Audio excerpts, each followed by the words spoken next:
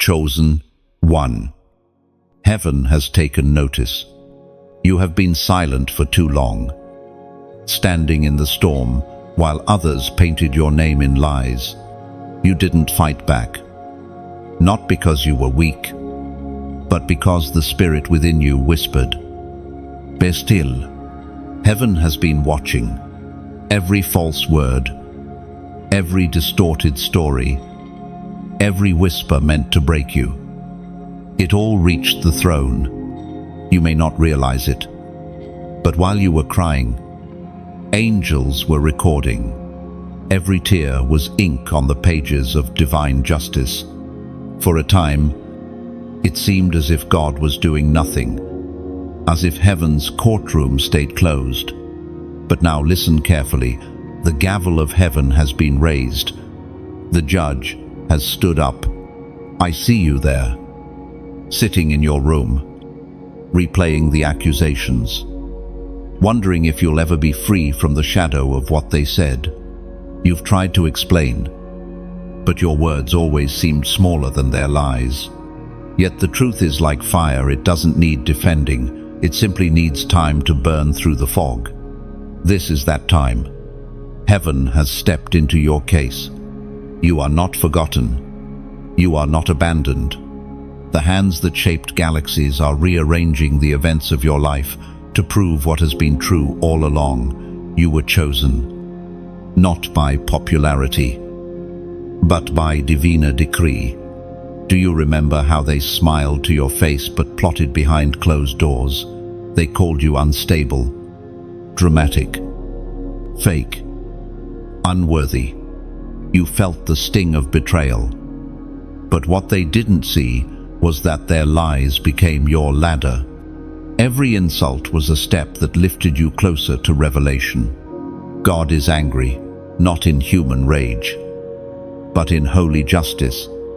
His fury burns against deception. His voice shakes the structures built on dishonor. There is no hiding now. What was spoken in darkness is being exposed under heaven's light. The truth is marching out of the shadows, carrying your name in victory. There was a man once, a chosen one before you. His friends betrayed him. His brothers doubted him. His enemies lied about him.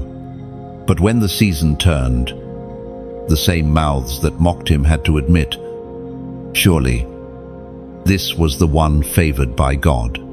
You walk that same path. Your scars are not proof of defeat.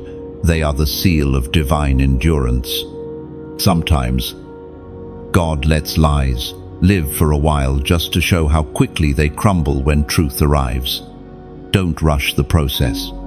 The same fire that exposes your enemies also refines you. While they were busy talking, heaven was busy transforming. There's a strange beauty in divine anger. It is not chaos, it's correction. It is not destruction, it's restoration. When God rises to defend you, He doesn't just silence your accusers. He rewrites your story so loudly that even your enemies end up testifying of your integrity. You are standing in that moment, right now. The shift has begun. Every false word is unraveling like a thread pulled from an old garment. The lies that once looked strong now fall apart in the presence of truth. The Word of God declares in the book of Psalms, chapter 37, verse 6, He will make your righteousness shine like the dawn, the justice of your cause like the noonday sun. That's the promise covering your life right now. The dawn is breaking. The light of God's justice is exposing what was hidden, and your name is being cleansed in that brightness. The darkness that once surrounded your reputation cannot survive the brilliance of this unveiling. Take a deep breath. The same God who defended David when the world doubted him is the same God moving for you. When He rises, even time bends to His will. You don't need to prove yourself anymore. His justice will speak louder than your explanations. And when that justice arrives, It won't come as a quiet correction. It will come as a divine announcement. Your peace will speak. Your growth will testify. Your glow will be proof that God never left your side. You are the evidence of His patience and His promise. You are the chapter they forgot to read, the one where the rejected becomes restored, the silenced becomes celebrated, the wounded becomes the weapon of light. This message found you for a reason. You didn't stumble here by accident. Heaven pressed pause on your day because it needed you to hear this. The lies are falling apart. The truth is surfacing, and your name is being redeemed before the eyes of men. If this word resonates in your spirit, take a moment right now. Don't scroll away. Like this message, if it speaks to your heart, share it so that someone else trapped under false words can be set free. Comment below with the number 777. A prophetic sign that divine justice and completion are manifesting over your life. And subscribe to stay connected to the voice that reminds you, you are not forgotten, you are chosen. The heavens are moving. The truth is rising. The story is turning in your favor. There will come a moment soon when you will look back and realize why it had to unfold this way. Every accusation that once broke you will become a testimony of how deeply God protects His own. You will not carry the bitterness of what they said. You will carry the wisdom of what God showed you through it. The storm that once terrified you will become the sound of your awakening. You will stand among those who tried to bury you, not in pride, but in quiet victory. Knowing that grace was your greatest defense, lift your head. Chosen one. The same heaven that saw the lies rise has now declared that they must fall. Your vindication has begun, and no tongue can reverse what God has spoken over your life. You can feel it, can't you? The heaviness that once pressed against your spirit has begun to loosen. The atmosphere around you is shifting slowly, quietly, like dawn breaking over a field that was dark for too long. What was once confusion is becoming clarity. What was once shame is being turned into understanding. You see, every lie ever spoken against you carried a spiritual weight. Words are not air, they are arrows. When they are spoken with malice, they wound not only your name, but the atmosphere around you. That's why it felt so heavy when you heard the rumors, the distortions, the twisted truths. It wasn't just gossip, it was warfare. In the unseen realm, lies move like smoke, clouding vision, choking hope. They gather around your destiny, trying to make you doubt who you are.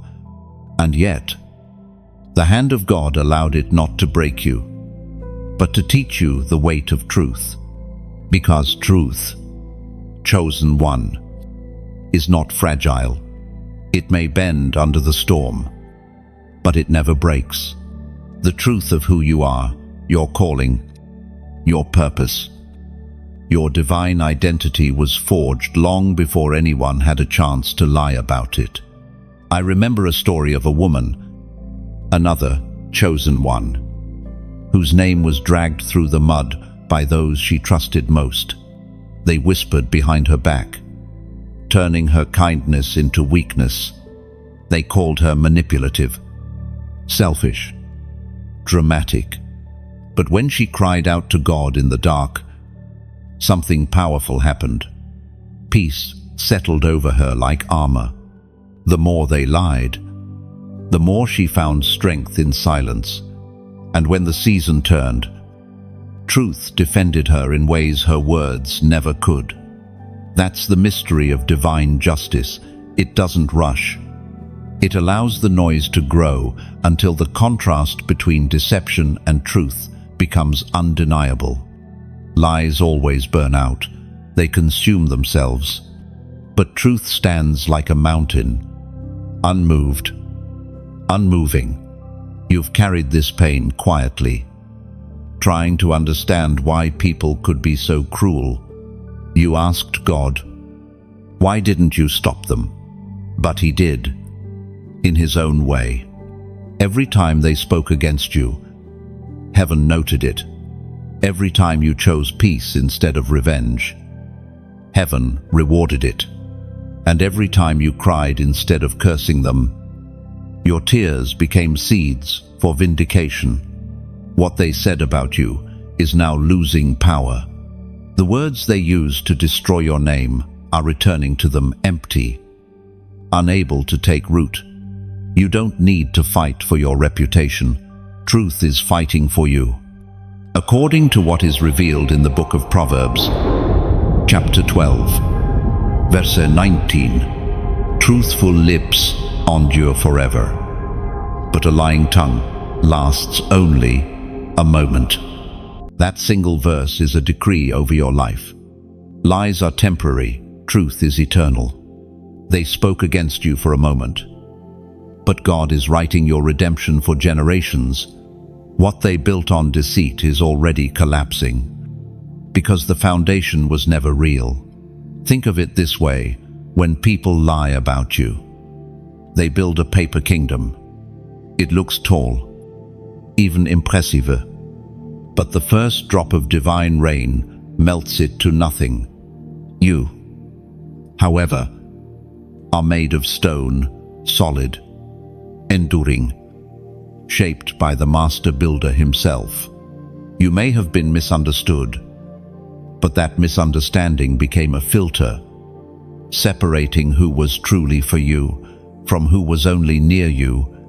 It hurt, yes, but it purified your circle. You are surrounded now not by noise, but by truth-bearers' souls who see your light and honor it.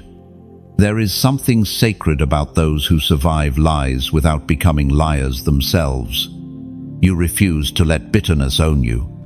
You didn't match their tone. You didn't retaliate, and in doing so, you mirrored the very heart of God. That is why you're being lifted now, not because you shouted the loudest, but because you stayed aligned with heaven's silence. Sometimes silence is the loudest proof of innocence. Sometimes stillness is the greatest form of warfare. You may not see it yet, but your restraint was holy. Heaven applauded every time you chose grace instead of revenge.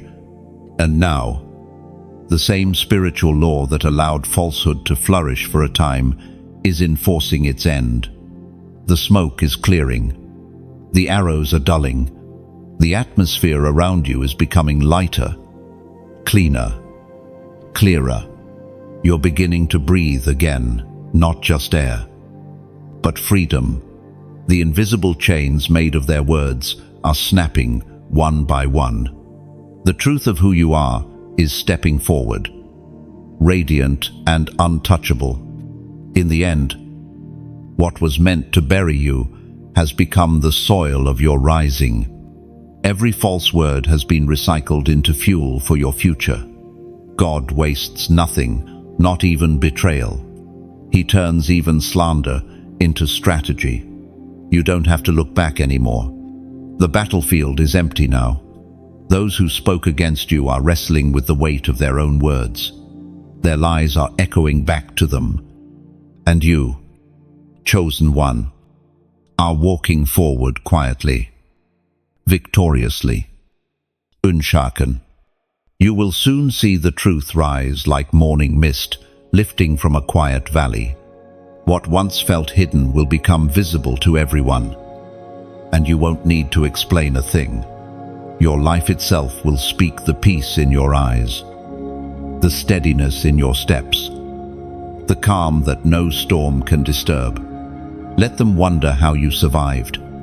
Let them ask how you kept your dignity when they would have lost theirs. You will answer not with words, but with grace. Your silence will become your sermon, and your endurance will be your evidence. Heaven is teaching you that victory doesn't always roar. Sometimes it whispers, and in that whisper, God restores everything that lies, tried to steal your confidence, your clarity, your joy. So walk on, chosen one. You are stepping out of the fog of falsehood and into the sunlight of truth. The season of accusation has ended, and your vindication has begun. You've come through the storm, and now you're standing in the calm, yet part of you still wonders why it had to be this way. Why did God let them talk? Why did he stay silent when they dragged your name? But listen closely, chosen one. The silence of God was never absence. It was strategy. Heaven hides its movements when it is preparing something too great to reveal early. While they were gathering their lies, heaven was gathering evidence. While they built false stories, God built your testimony. That's why everything they said is collapsing. It wasn't built on truth. And truth always outlasts noise.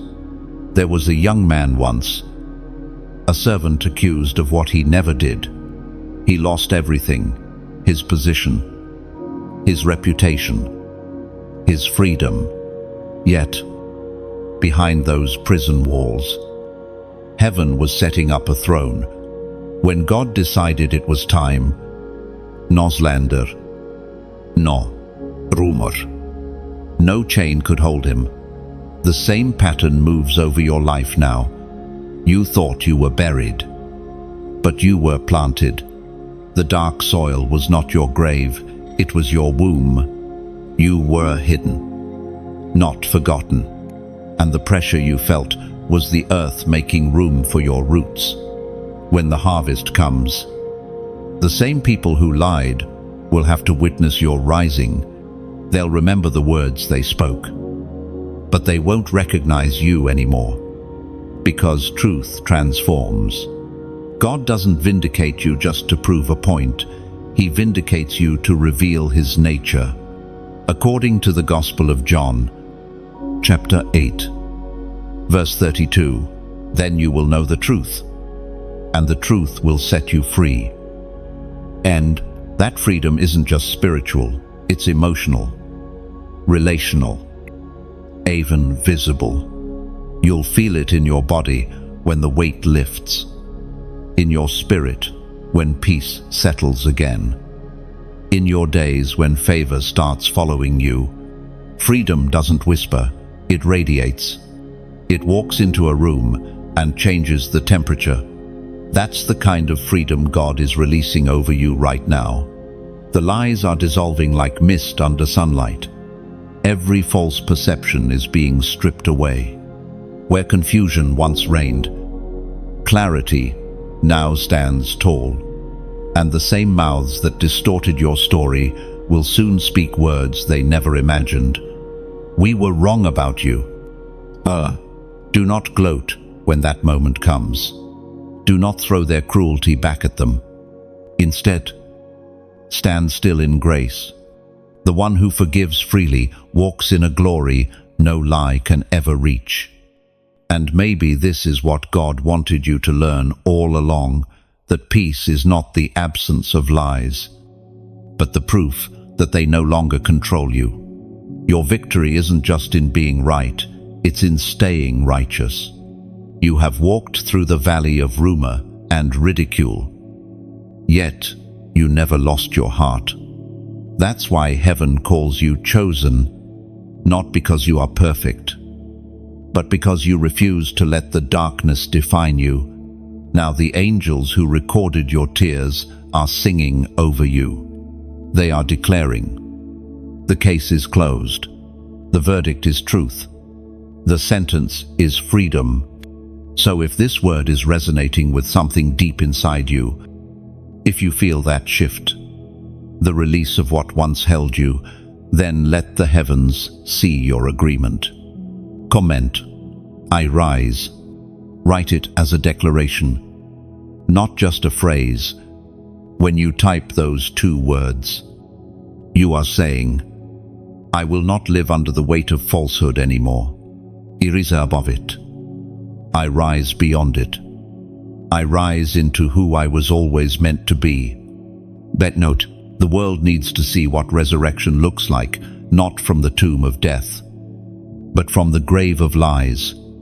You are that living proof.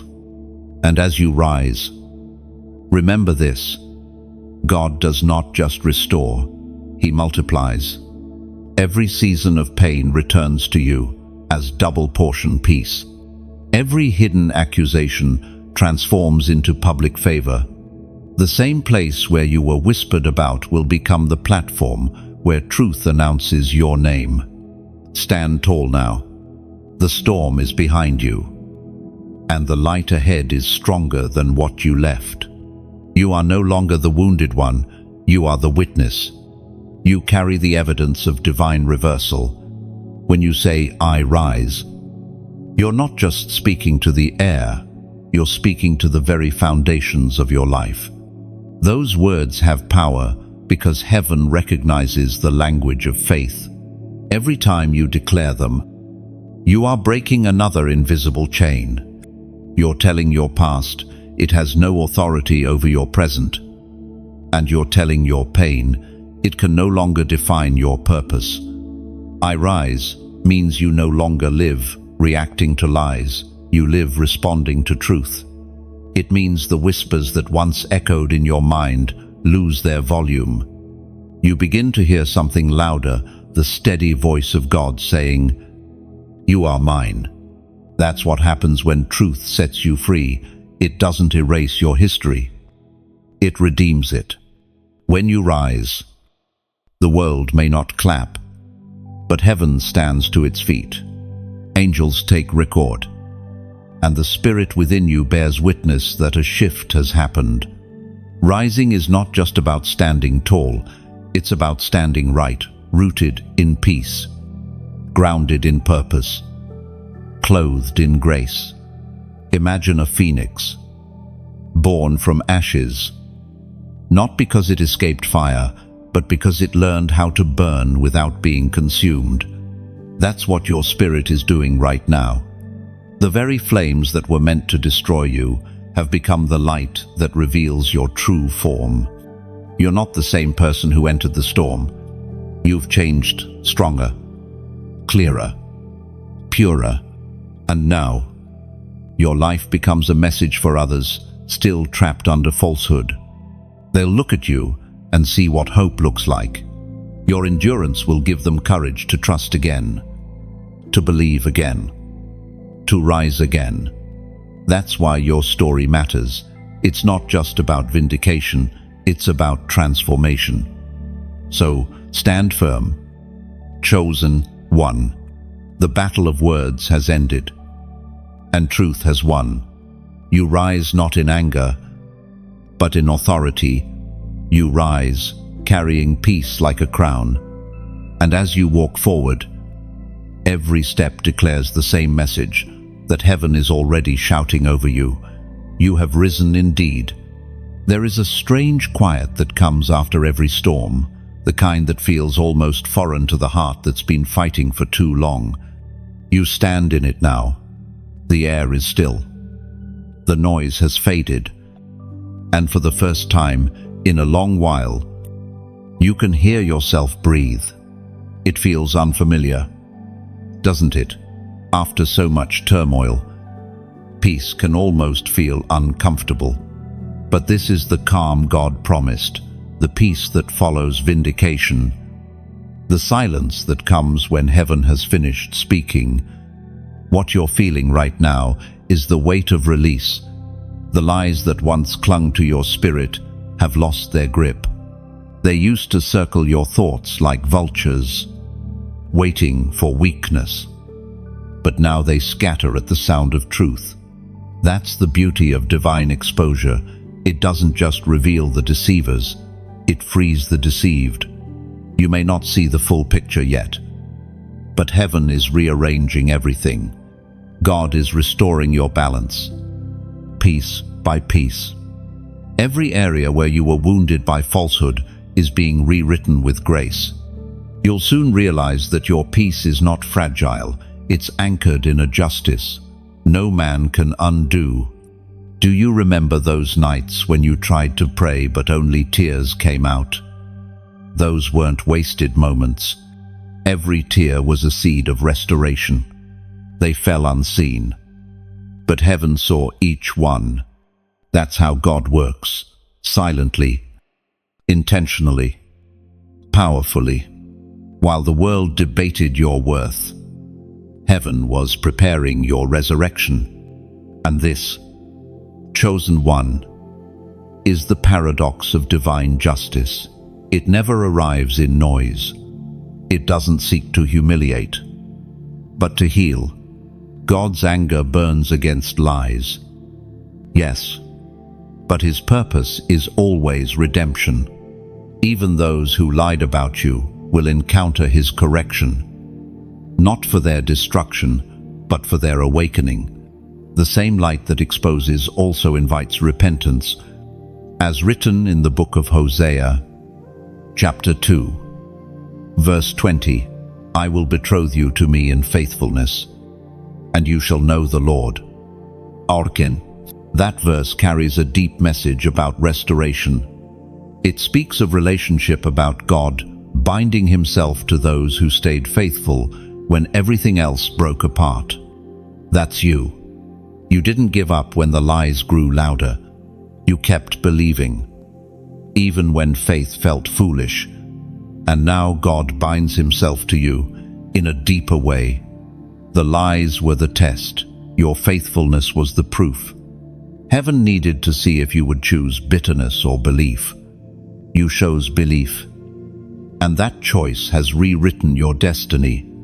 There's something sacred in being misunderstood. It refines you. It strips away your need for validation. It teaches you to listen to God more than gossip. That's why he allowed it not to punish you, but to prepare you for promotion. Before he could elevate you, he had to empty you of everything that depended on human approval. Sometimes, the only way to free you from their opinions is to let them turn against you. When everyone walks away, you finally learn to lean on the only one who never does. That's the lesson hidden inside rejection. It teaches you divine dependence. You see, people's lies can only reach where your identity is unguarded. Once you anchor your worth in heaven, their words lose access. They can talk, but their words bounce off like arrows hitting armor. You're not just defended, you're untouchable. This is why peace feels strange right now, because your spirit is adjusting to the absence of warfare. You've lived so long under attack that peace almost feels suspicious. But breathe. You're not waiting for the next blow. You're walking into the next blessing. There will be no sudden collapse this time. The ground beneath you is firm. The season of instability is over. You've been rebuilt from the inside out. And no rumor can shake what's been rooted in revelation. I want you to notice something beautiful. The more peace you embrace, the more distance you create between yourself and the lies.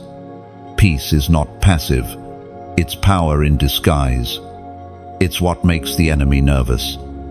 Because peace says, you can't reach me anymore. Think of a lake after a storm. The surface is calm again. But underneath, the water has been stirred, cleansed, renewed. That's your soul right now, still on the surface, restored in its depths.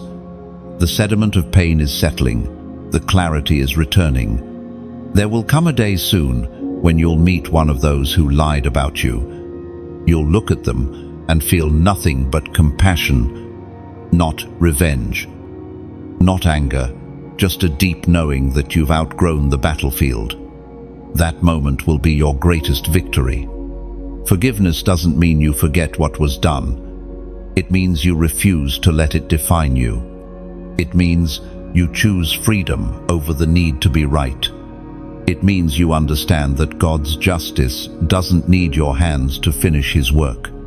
And when you forgive, the last residue of those lies loses its home in you. The words that once echoed will fade completely, leaving behind only the quiet strength of someone who has survived and seen God's hand restore what was broken. Don't rush the rebuilding. Divine timing is gentle. It unfolds like sunrise, one layer of light at a time. You don't need to force your new chapter to begin. It's already writing itself. Right now, you are standing in the middle of transition. The old version of you is gone, but the new one is still forming. That's why it feels strange, like you're in between worlds. But this in-between is holy. It's where heaven reshapes you into someone the lies could never touch again. You're being reintroduced to yourself, the one God always saw when others saw only rumors. You'll laugh again, not because the pain never existed, but because it no longer controls you. You'll smile without the shadow of defense, speak without fear of misunderstanding, and walk with the quiet confidence of someone who knows that God Himself cleared their name. So, stay still in this peace. Let it wash over you like gentle rain. Let it remind you that the story is far from over. You survived the storm for a reason. You carry the light of one who has been through fire and come out shining. Your peace is proof that heaven has already ruled in your favor. You don't need to announce your vindication. It's written all over your life. And soon, everyone will see it. There's a certain warmth that comes after surviving the cold like sunlight, slowly thawing the frost that had clung to your spirit. That's where you are now. You're standing in the light of truth, no longer haunted by lies, no longer trying to defend what heaven has already justified. This peace feels different, doesn't it? It's not fragile, it's full. For so long, you've had to live like a seed buried deep in the ground, silent, unseen, misunderstood. People walked over you, unaware that something divine was growing beneath their feet.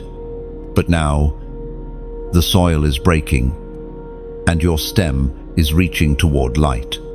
What was hidden is finally emerging. What was buried is beginning to bloom. This is your season of reemergence. And as you rise, you begin to realize that even the seasons of silence were sacred. Every tear watered your roots. Every betrayal fertilized your strength. Every lie became the darkness that forced you to search for light. God is not merely restoring your name, He's restoring your ability to dream again. The fear that once silenced your creativity is lifting. You can feel it. The inspiration returning. The spark reigniting. It's as if the Spirit is whispering, "Now, create again. Live again. Give again." Oh, because, chosen one, truth always gives birth to generosity. When God's justice touches your life, it doesn't make you bitter, it makes you kind. You've learned how it feels to be overlooked. So now you look for others. You've learned how it feels to lack. So now you become the answer to someone else's prayer. As it was written in the book of Romans, chapter 12, verse 21, "Do not be overcome by evil, but overcome evil with good." That verse is not just about forgiveness, it's about transformation. It's about refusing to mirror the darkness that tried to define you.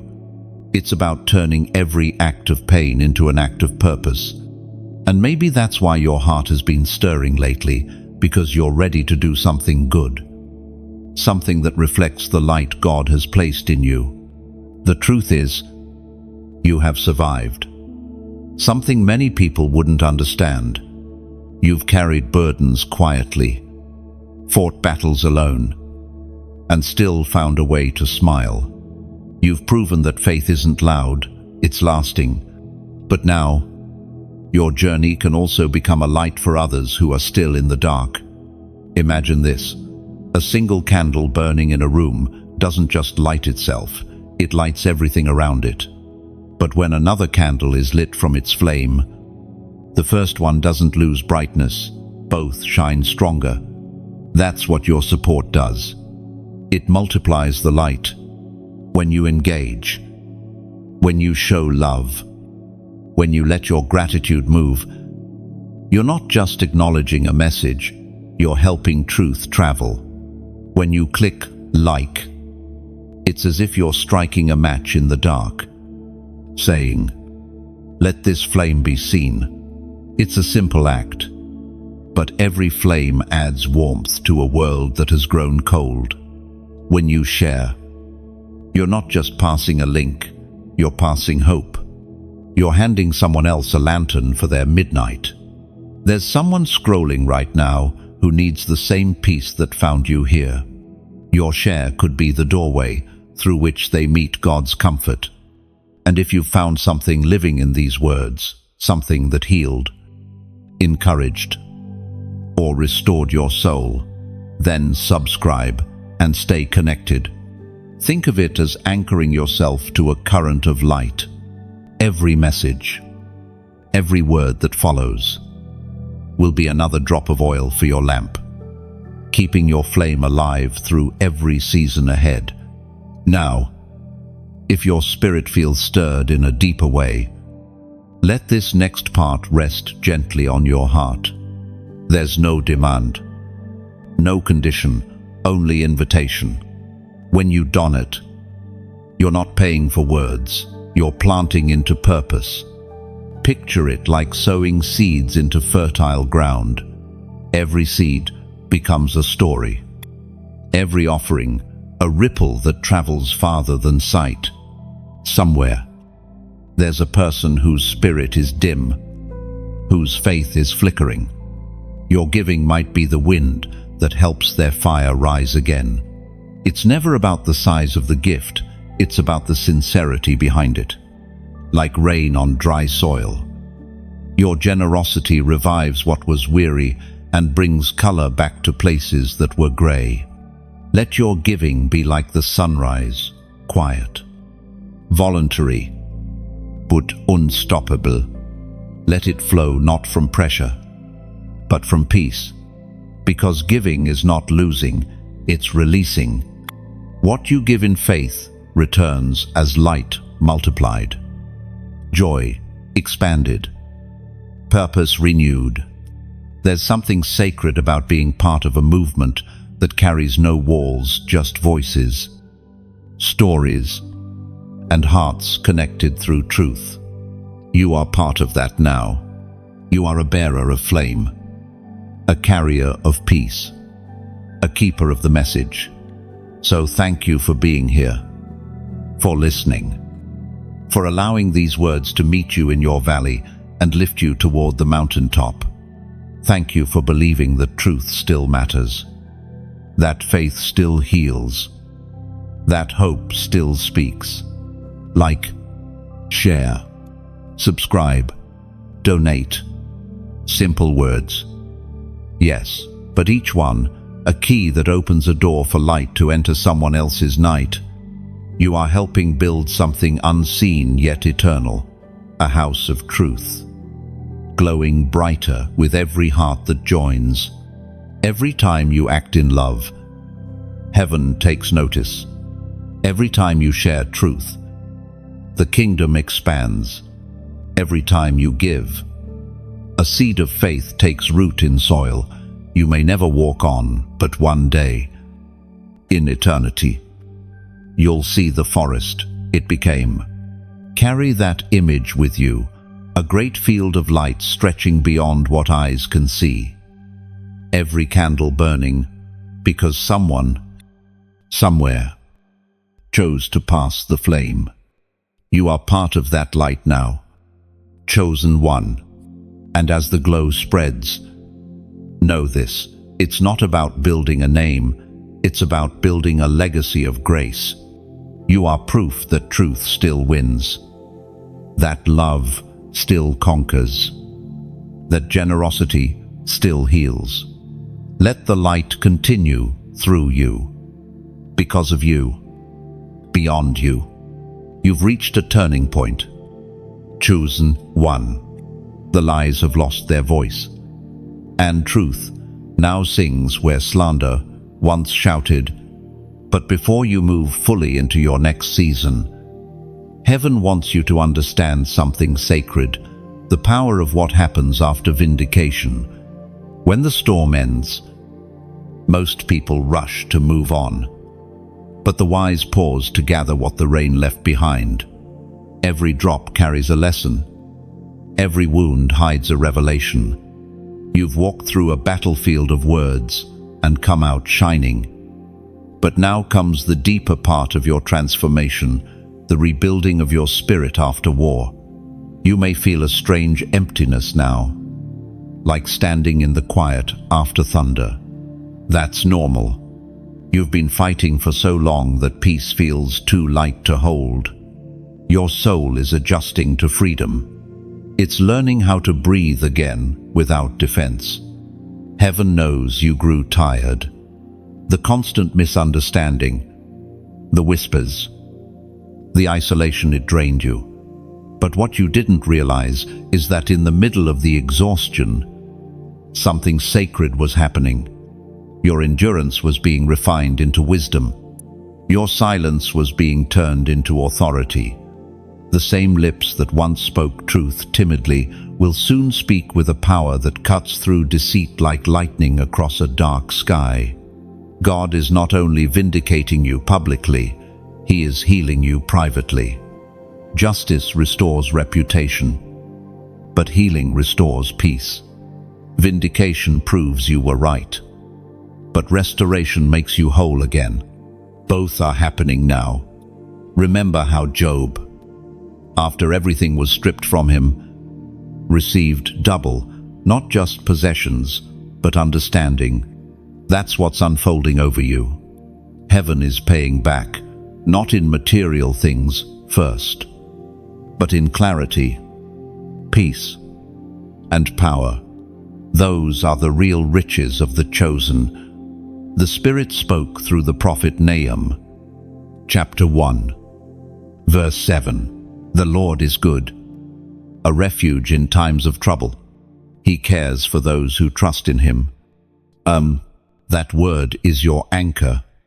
It reminds you that every false story that once hunted your peace has now been replaced by God's covering hand. You are not exposed anymore. You are protected, hidden under divine care. When you trust God after injustice, you invite Him to become your shield. And the more you trust, the more unshakable you become. The enemy fears that kind of believer, the one who has been wounded but still worships, accused but still anchored, rejected but still radiant. Look at yourself now. You're stronger than before, wiser than before, softer yet sharper. What tried to destroy you only made your faith crystalline, transparent, unbreakable, beautiful, under pressure. You are not defined by what happened to you. You are defined by how heaven carried you through it. You've learned that sometimes silence is not weakness, it's wisdom. Sometimes not defending yourself is the loudest way to prove you were right. Because when God defends you, no one can deny the truth. You can feel it, can't you? That quiet confidence rising in you. It's not pride, it's peace. It's the awareness that heaven is on your side and that no lie can outlive God's timing. You've been planted in truth, and truth always bears fruit. Now that you've been restored, your presence will begin to shift atmospheres. People will feel something different when you walk into the room, not intimidation, but conviction. The purity of your journey will speak louder than any rumor ever did. Some will apologize. Some will simply watch in silence as your life proves every word of God to be true. And through it all, you must remember, your story isn't over, it's expanding. The same God who defended you will now use you as a vessel of comfort for others. You'll meet people who are walking through their own seasons of false accusation, and you'll recognize that same pain in their eyes. You'll remind them that God still restores, still vindicates, still turns ashes into beauty. That's how heaven redeems pain. It doesn't erase it, it recycles it. Your testimony becomes medicine. Your endurance becomes guidance. Your scars become roadmaps for those who come after you. There's a man who once stood where you stand, a soul crushed by gossip, rejected by those he loved. But when the tide turned, he didn't return with vengeance, he returned with vision. He built again, but this time with gentler hands. He learned that mercy is the highest form of justice. You're walking that same path now. The season of proving is over. The season of pouring begins. You are no longer the one waiting to be understood. You are the one sent to understand. Truth has set you free, but freedom is not just escape, it's purpose. You are free so that you can now free others. You are healed so that you can now heal others. You have been lifted not just for celebration, but for commission. And as you carry that calling, heaven places one last mark of affirmation on your life, a number, a symbol of divine fullness and holy realignment. This number is not random, it's prophetic. A seal over this chapter of your story. Comment below. The number 444. It's the sign of divine order and new foundation. 4 corners, 4 winds, 4 pillars. God is establishing your life on solid truth. When you type 444, you're saying, my peace stands firm, my purpose is secure, my steps are guided. It's not superstition, it's a symbol of agreement with heaven's design over you. From this point forward, may your mind become a sanctuary of peace, your words, instruments of life, and your journey, a song that testifies of divine protection.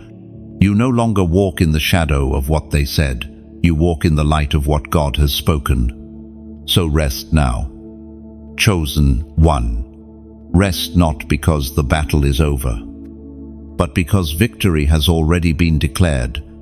Let the quiet fill you like morning light, entering an empty room. Let gratitude replace every ache. Let hope rebuild the spaces that pain once occupied. And when you look back one day, you'll see it clearly. The season of lies was never about destruction. It was about construction. God wasn't trying to break you. He was building you into something that could hold glory. You are His temple now, unshaken, untouched, unstoppable. There comes a moment in every chosen life when the battle outside goes quiet, but the battle inside begins to speak. The noise of accusation has faded, yet sometimes the echoes remain. You've been vindicated, but your heart still carries the memories, the sting of betrayal, the confusion of being misunderstood, the heaviness of watching people believe lies about you. That's where you are now, in the tender space between deliverance and renewal. God has cleared your name, but now He wants to heal your heart, because it's possible to be free in body, yet still chained in memory. Healing after injustice is not instant. It comes like dawn softly, layer by layer, light touching one wound at a time. At first, it's uncomfortable. The same light that exposes truth also reveals where your heart has hardened. But that's how real restoration works. It doesn't just vindicate your name, it purifies your soul. For months, you carried anger without meaning to. You prayed for peace but still felt pain. That's not failure, that's humanity. Even prophets wept after victory. Elijah called down fire from heaven and then hid in a cave the next day, trembling with exhaustion. Vindication doesn't erase the scars, it gives them purpose. Now, heaven is inviting you to a new kind of courage, the courage to rest, to let your spirit unclench, to stop rehearsing what happened and start remembering what God has done since. You survived, not by chance, but by grace. The same power that silenced your accusers is now whispering, "Be still." According to the book of Hebrews, chapter 4, verse 10, "For anyone who enters God's rest also rests from their works, just as God did from his." That verse is an invitation. It means you don't have to keep proving yourself, not to others, not to God, not even to your own heart. The work is finished. The truth has already spoken. Now, peace is the prize. You must learn to receive. You see, many people never enter rest because they don't trust stillness. They believe peace is laziness, or that if they stop fighting, everything will fall apart again. But rest is not weakness, it's worship. It's the declaration that you trust God to keep what He has restored. When you rest, you give heaven permission to rebuild the unseen parts of you, the dreams that were postponed, the confidence that was shaken, the laughter that went quiet. You've been strong for so long, now it's time to be soft. The same God who taught you to stand in battle will now teach you how to sit in blessing. Think of yourself as a field after harvest. The soil has done its work. It's been turned, stretched, and stripped. Now, it must lie open beneath the sun to absorb strength again. If the field never rests, even good soil becomes weary. That's why God designed seasons so creation can breathe. You, too, are part of that rhythm. There is no shame in needing rest after warfare. It's not surrender, it's sanctification. Your spirit needs time to feel light again, to rediscover joy without vigilance. You're learning that peace isn't the absence of challenge, it's the awareness that nothing can take you out of God's hand anymore. And as rest settles in, your perspective changes. The same moments that once broke you now look like stepping stones. You begin to see patterns in the pain, how every delay was direction, how every rejection was redirection. What once felt cruel now feels crafted. The story was never chaos, it was choreography. That's how heaven writes, through tension, through silence, through waiting. God used every lie not to limit you, but to teach you what truth feels like. He let them misunderstand you so that you would learn how to live without needing to be understood. He let you be stripped so that what remained would be unshakable. There's something sacred about this chapter. It's quieter, gentler, almost invisible to the world. But it's where real growth happens. Flowers don't bloom when people are watching. They bloom in the stillness of morning. Likewise, this hidden healing will soon show in your radiance, your laughter, your steadiness. People will see it and not know what changed, but you will. The season of tears has given way to the season of still waters. You no longer chase explanations or answers. You simply flow, guided by peace. And that's how maturity looks. It's not dramatic. It's stable. It's knowing that even if storms come again, They will not undo you. God is building a new rhythm in you, one that moves with grace instead of fear. You don't have to watch your back anymore. The same eyes that watched over you in battle are still upon you in rest. You can walk freely now, without replaying the past or anticipating the next wound. This peace is holy. It's not the peace of escape, but of arrival, the peace of someone who has seen the storm, survived it, and now trusts the calm. Let that peace wrap around you like a soft cloak. Let it steady your breathing, slow your thoughts, quiet your soul, because this is where strength is reborn, in stillness, not in running, not in explaining, but in resting in the certainty that truth, once revealed, never fades. The lies that chased you have dissolved into silence. The accusers have faded from the stage. The curtain has fallen on that act of your story. And heaven is writing a new scene, one filled with rest, renewal, and quiet glory. You don't have to hurry. You don't have to prove. You only have to be, and in that being, God is pleased. The air feels different now. It's lighter, cleaner, as though the weight that once hung over your life has finally lifted. You may not notice it every day, but heaven has shifted your atmosphere. The invisible heaviness that followed you for so long is gone. The energy around you feels new because your spirit has been renewed. There's something beautiful about this stage of your journey, the rebuilding. It's not loud. It's not dramatic. It's quiet work, like dawn, slowly unfolding across the horizon. No applause, no spotlight, just consistency and grace. God often does his greatest work in the background, in the still moments when no one is watching. For so long, your story revolved around endurance. Now, it's about expansion. You're not fighting anymore. You're forming.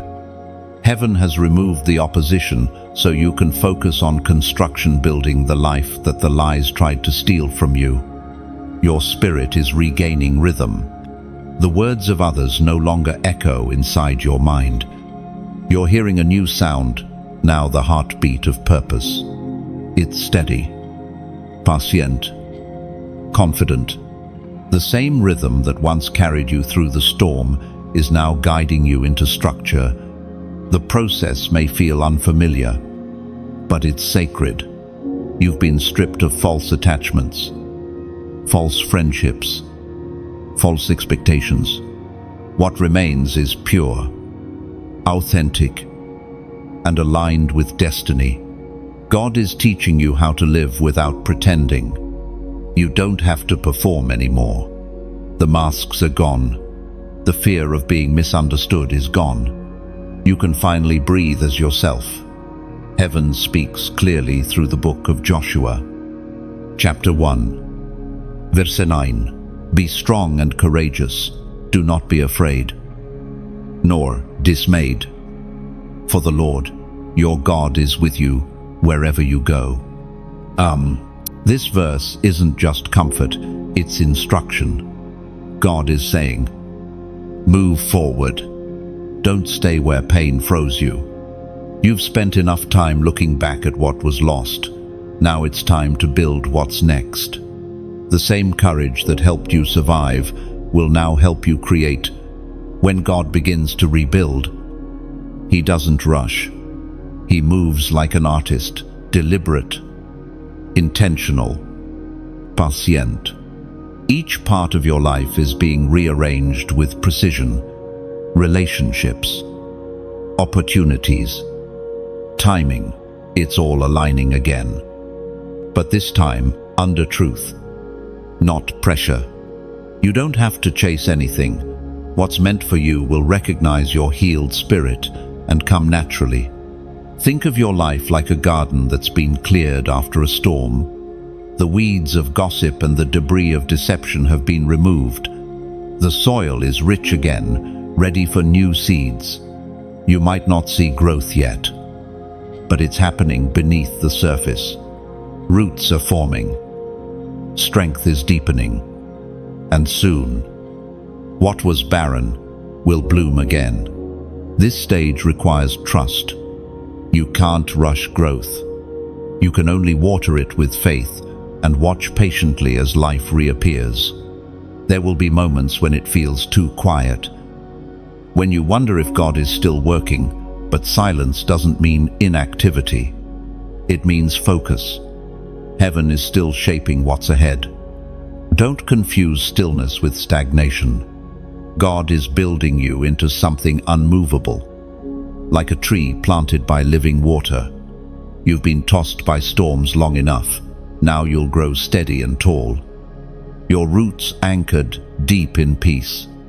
Every time you choose calm over chaos, you strengthen your foundation. Every time you forgive instead of retaliate, you reinforce your walls with grace. And every time you speak truth instead of bitterness, you open windows for light to enter. This is how your rebuilding becomes holy brick by brick, decision by decision. You'll start to notice how the same things that once triggered you no longer touch you. The comments, the glances, the memories, they'll come, but they won't stay. That's freedom. It's not about forgetting. It's about no longer being controlled by what you remember. Soon, the fruits of this inner work will become visible. Peace will show on your face. Joy will return to your steps. People will sense the shift and say, "You seem different." And you'll smile, not in pride, but in quiet gratitude, knowing what it took to reach this peace. This is what divine rebuilding looks like. It doesn't announce itself with noise. It hums softly in the background of everyday life. It's the morning you wake up and realize you didn't think about them today. It's the evening you laugh without remembering the pain. It's the moment you walk through a familiar place and realize you no longer feel afraid. That's transformation, not sudden, but steady. God's healing rarely arrives in a shout. It arrives in whispers that become habits. Each day, you are being rebuilt, renewed, and refined into the person you were always meant to be before the lies came. So don't rush this stage. Let the quiet be your teacher. Let time polish what truth has already restored. You're not waiting for life to start again. You're already living it. Differently. This time, freer, lighter, truer. Every sunrise from now on will feel different because your eyes have changed. You see life not as a series of losses, but as lesson. You see people not as threats, but as souls still learning. You see yourself not as a victim, but as proof that light always outlasts the storm. And when the day comes that you finally look in the mirror and see peace looking back, you'll understand what heaven was doing all along. It was never about revenge or reputation. It was about resurrection. You didn't just survive the lies. You transcended them. You are no longer trying to recover who you were before the pain. You are becoming someone entirely new, stronger, quieter, and filled with grace. That's the miracle of truth. It doesn't just clear the air, it transforms the vessel.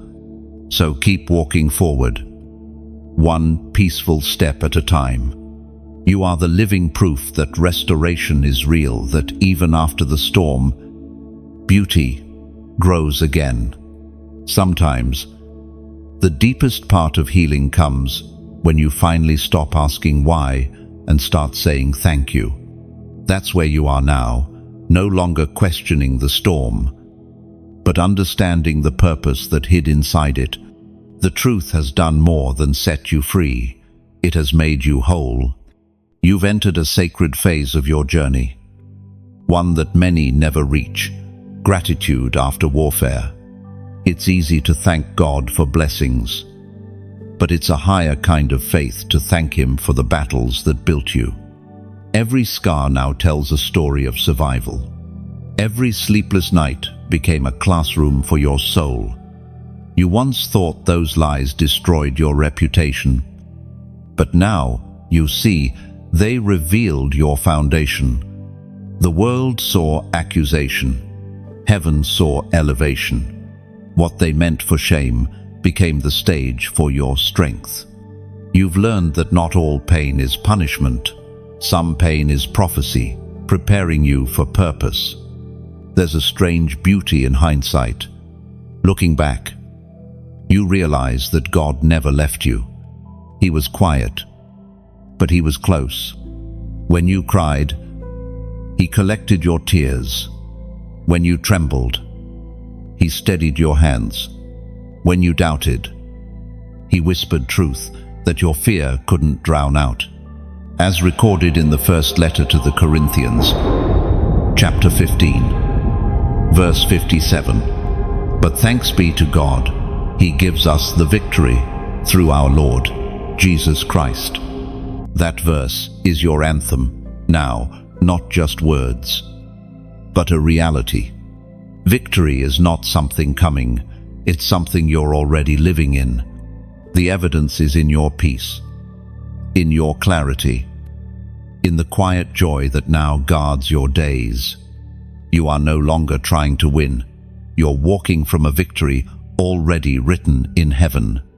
But there's something else God is asking you to do now, something small, yet spiritually powerful. He's asking you to testify, not necessarily with a microphone or a stage, but with a single declaration that seals this chapter in heaven's record. Comment, truth wins. Type it not for others, but for yourself. When you say those words, you align your spirit with what God has already decreed. You are declaring that deception no longer defines you, that confusion has no voice left in your life. It's more than a phrase, it's an act of agreement. When you write, truth wins, you are planting your flag in the soil of victory. You're saying, I've seen what lies can do, but I've also seen what truth can heal. End point. Because truth doesn't need to shout, it simply stands. It waits patiently while falsehood burns itself out. And when the smoke clears, truth is always the last thing standing. You are a witness to that now. You've watched how the false things fell away. You've seen how time exposed the talkers and exalted the faithful. You've seen how God defended you without your help. That's why your peace is deeper than happiness. It's holy. It's born from trust, not circumstance. And from this point, gratitude will become your armor. Whenever doubt tries to whisper, you'll silence it with thanks. When fear knocks, you'll open the door with praise. You'll walk differently now, not as someone escaping pain, but as someone carrying wisdom. This is what divine victory looks like.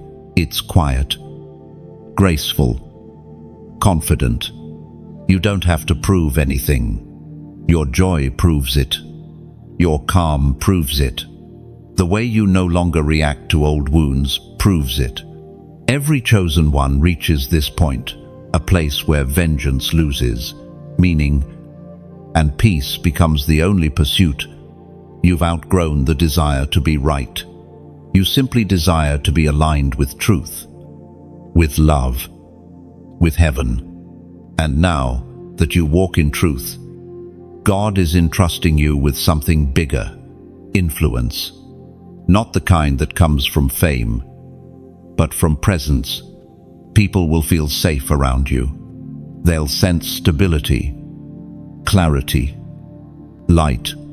You'll become the kind of person whose silence carries weight because it's filled with wisdom. You won't need to correct others. Your peace will correct them. You won't need to defend yourself. Your consistency will speak.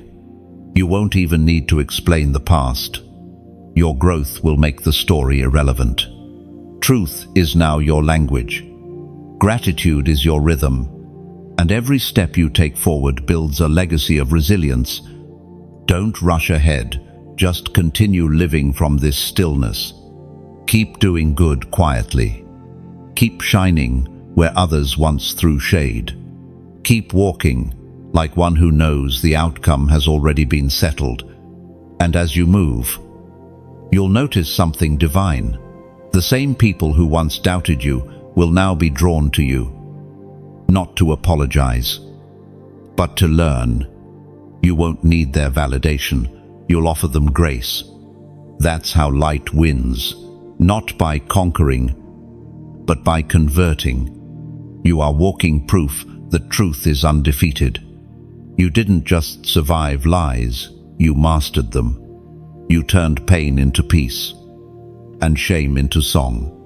That's why heaven calls you chosen, not because you were perfect, but because you let truth finish its work in you. Keep that declaration close. Truth wins. Let it echo every morning when you wake, every night when you rest, because that's the story of your life now. Lies fall, truth stands, and grace remains. When truth settles in your life, it doesn't roar. It hums like a song you once knew but forgot the melody to. It rises gently inside you, steady and calm, reminding you that peace is not the absence of storms, it's the awareness that God's hand still holds the waves. This season feels different because it is different. You're no longer rebuilding from pain, you're building from purpose. Everything that once broke you has become the raw material for your next miracle. You're not patching old walls, you're laying a new foundation. Sometimes, that foundation looks ordinary. A morning filled with quiet gratitude, a small act of kindness, a steady heartbeat that no longer races when you remember what they said. But heaven smiles on those simple things. God delights in the quiet victories, the ones that happen when no one is clapping but the angels. You've been walking with resilience for so long that it has become your rhythm. You no longer carry fear the way you once did. You breathe differently now, lighter, freer, as though your lungs finally belong to you again. And maybe that's what freedom really is, the ability to breathe without asking permission. As declared in the book of Haggai, Chapter 2, Verse 9, the glory of this latter house shall be greater than the former, says the Lord of hosts, and in this place I will give peace. This verse carries a quiet promise. It means what's ahead will outshine what was lost. The peace you're feeling now isn't the end of your story. It's the beginning of a brighter chapter. What once seemed broken will soon become beautiful again. Not because the past is erased, but because God is rebuilding you stronger, purer, deeper. And as this light within you grows, something beautiful begins to happen. It overflows. When God restores a heart, that heart becomes generous. You start to realize that giving is not losing, it's living. The same grace that lifted you now invites you to lift others. Think of generosity like water flowing down a mountain. It never questions where it's going, it just moves, refreshing everything it touches. When you let gratitude turn into giving, you become that stream. Your kindness, your prayers, your support, they travel farther than you can imagine, reaching souls you may never meet, planting seeds you may never see bloom. When you click like, it's like lighting a candle in a cathedral, small, but sacred. Every flame joins another, and together they form a glow that can't be ignored. It says to the world, light still lives here. Now, when you share, it's as if you're sending a message in a bottle across an ocean.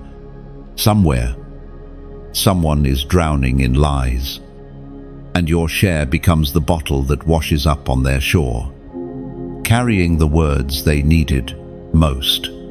And if you feel peace here, if these words have reminded you of who you are, then subscribe. Think of it not as following, but as returning to a place of belonging. Each message that arrives will be another note in the song of your healing. Another reminder that you are not alone in this journey, but perhaps your heart is stirring deeper still. Maybe you've been thinking, I want to give back somehow. I want to keep this light flowing. If that's you, then listen to this next image. When you don it, you're planting a tree in a field you may never walk through. But one day, someone will find shade there. Someone will rest beneath its branches and whisper, thank you, without knowing your name. That's what true giving is, anonymous love, written in eternal ink. It's not a demand. It's not a requirement. It's an invitation to let gratitude move, to take what healed you and let it heal someone else. Every seed of support becomes part of heaven's work on earth, a chain of kindness that stretches far beyond you. You are not giving to a person, you are giving through purpose. You are releasing what you've received so that light can continue to flow. And maybe that's what beauty looks like now, not perfection, not applause. But participation. You are part of something luminous, something that grows when it's shared. So whether your offering is your attention, your prayer, your kindness, or your contribution, know this: heaven sees every act. God multiplies every intention born from love. Nothing is ever wasted when it's sown in truth. Because in the kingdom of God, generosity is the echo of gratitude. It says, what I have received, I now return so others can rise too. End of point. The light that once saved you is not meant to stop with you. Pass it on gently, freely, joyfully, and as you do, imagine the ripple candles lighting across the world, messages crossing oceans, hearts healing quietly in the dark because someone like you chose to share the light. That's what this movement is. Chosen one. Not a brand, not a project, an awakening, a chorus of souls choosing faith over fear, peace over pride, truth over noise. So thank you for being here, for believing again, for being part of this divine circle of restoration. Every time you engage, you keep the river of truth flowing. Every gesture of love keeps this message alive for someone else who's still searching for light. Like to keep the fire glowing. Share so the light reaches further. Subscribe to stay close to the current of grace. And if your heart leads you, donate, not out of pressure, but as a quiet act of love. Together, we become proof that truth doesn't just survive, it multiplies. You are beginning to understand that vindication was never just about clearing your name, it was about preparing your heart. God did not simply defend you, He developed you. What felt like a season of loss was, in truth, a season of shaping. The storm didn't come to destroy, it came to define. Now, you're walking with a new kind of stillness, the quiet strength of someone who no longer needs to prove anything. You've seen what happens when you let God fight your battles. You've learned that silence is a language heaven understands. You've discovered that truth, when left alone, always finds its way to the surface. There is a subtle beauty in this peace you carry now. It's not loud, not boastful, it's gentle, like sunlight breaking through mist. People who once doubted you might not say it aloud, but they can feel the difference. Your presence speaks of clarity, of calm authority. You've become the evidence of what faith looks like after fire. For so long, you thought survival was the goal, but God had more in mind. He wanted resurrection life. That returns not as it was, but transformed. You are that miracle in motion. The same ground that once held your tears now blooms with purpose. Every word that tried to bury you has become fertilizer for new strength. As written in the book of James, chapter 1, verse 12, "Blessed is the one who perseveres under trial, because, having stood the test, that person will receive the crown of life that the Lord has promised to those who love him." Now, that promise is not distant, it's unfolding right now. Perseverance has crowned you with peace. You've received something greater than reputation. You've received revelation. You know now that not every storm is punishment. Some storms are preparation. When people see your calm, they may mistake it for indifference. But heaven knows better.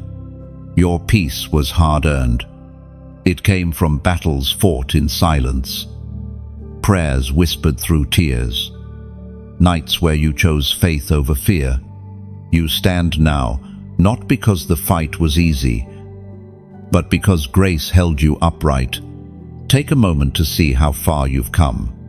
There was a time when every rumor pierced you, when every misunderstanding felt like a wound. But now, those same arrows bounce off because you've been clothed in spiritual armor. The truth didn't just defend you, it dressed you. Every hardship added another layer of strength. Another reason not to break. It's strange how time transforms pain. The very moments that once humiliated you have become holy reminders. You remember the sting, but not with bitterness, with gratitude. Because if it hadn't been for that breaking, you wouldn't have learned to listen so deeply to the voice of God. And now, that voice speaks differently to you. It no longer shouts through crisis, it whispers through calm.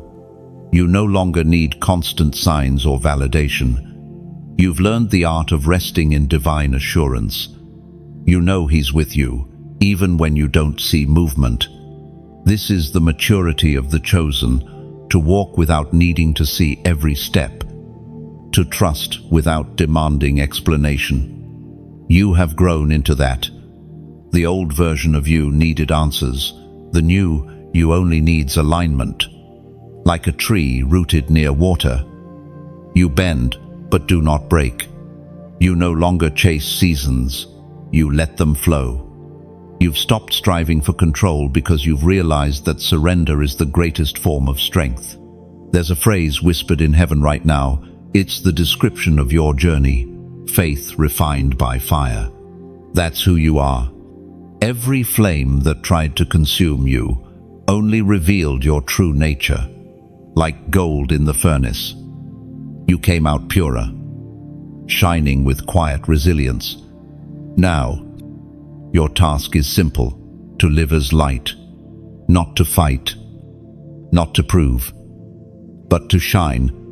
When others speak negativity, you answer with kindness. When they carry chaos, you bring calm. When they doubt, you stand firm. That's how the chosen lead, not by dominance, but by example. You are no longer reactive, you are reflective. You mirror heaven. The peace within you becomes a sanctuary for those around you. People will find comfort near you without even knowing why. It's because you carry stillness in a world addicted to noise. This new life will feel different. It will be slower, deeper, more intentional. You won't rush to fix things. You'll wait for divine timing. You won't fear what's next. You'll trust that God is already there. That's not complacency, it's confidence. The confidence of someone who knows the author of the story personally. Look at your reflection now, not just in a mirror, but in the pattern of your days. You used to chase meaning, now meaning flows through you. You used to strive for approval, now you rest in assurance.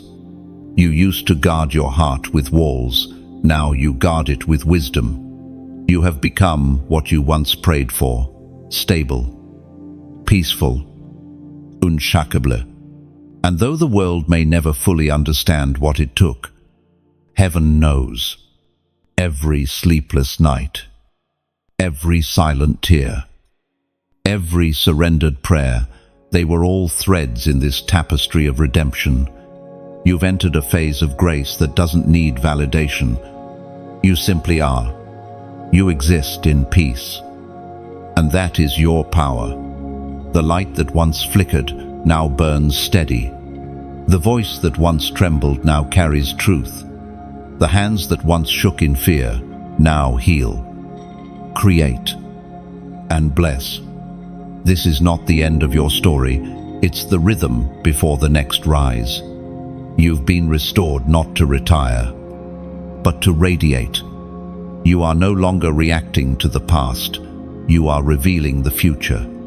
And the beauty of it all is that you're doing it quietly without announcement, without seeking praise, just faithfully, gracefully, steadily.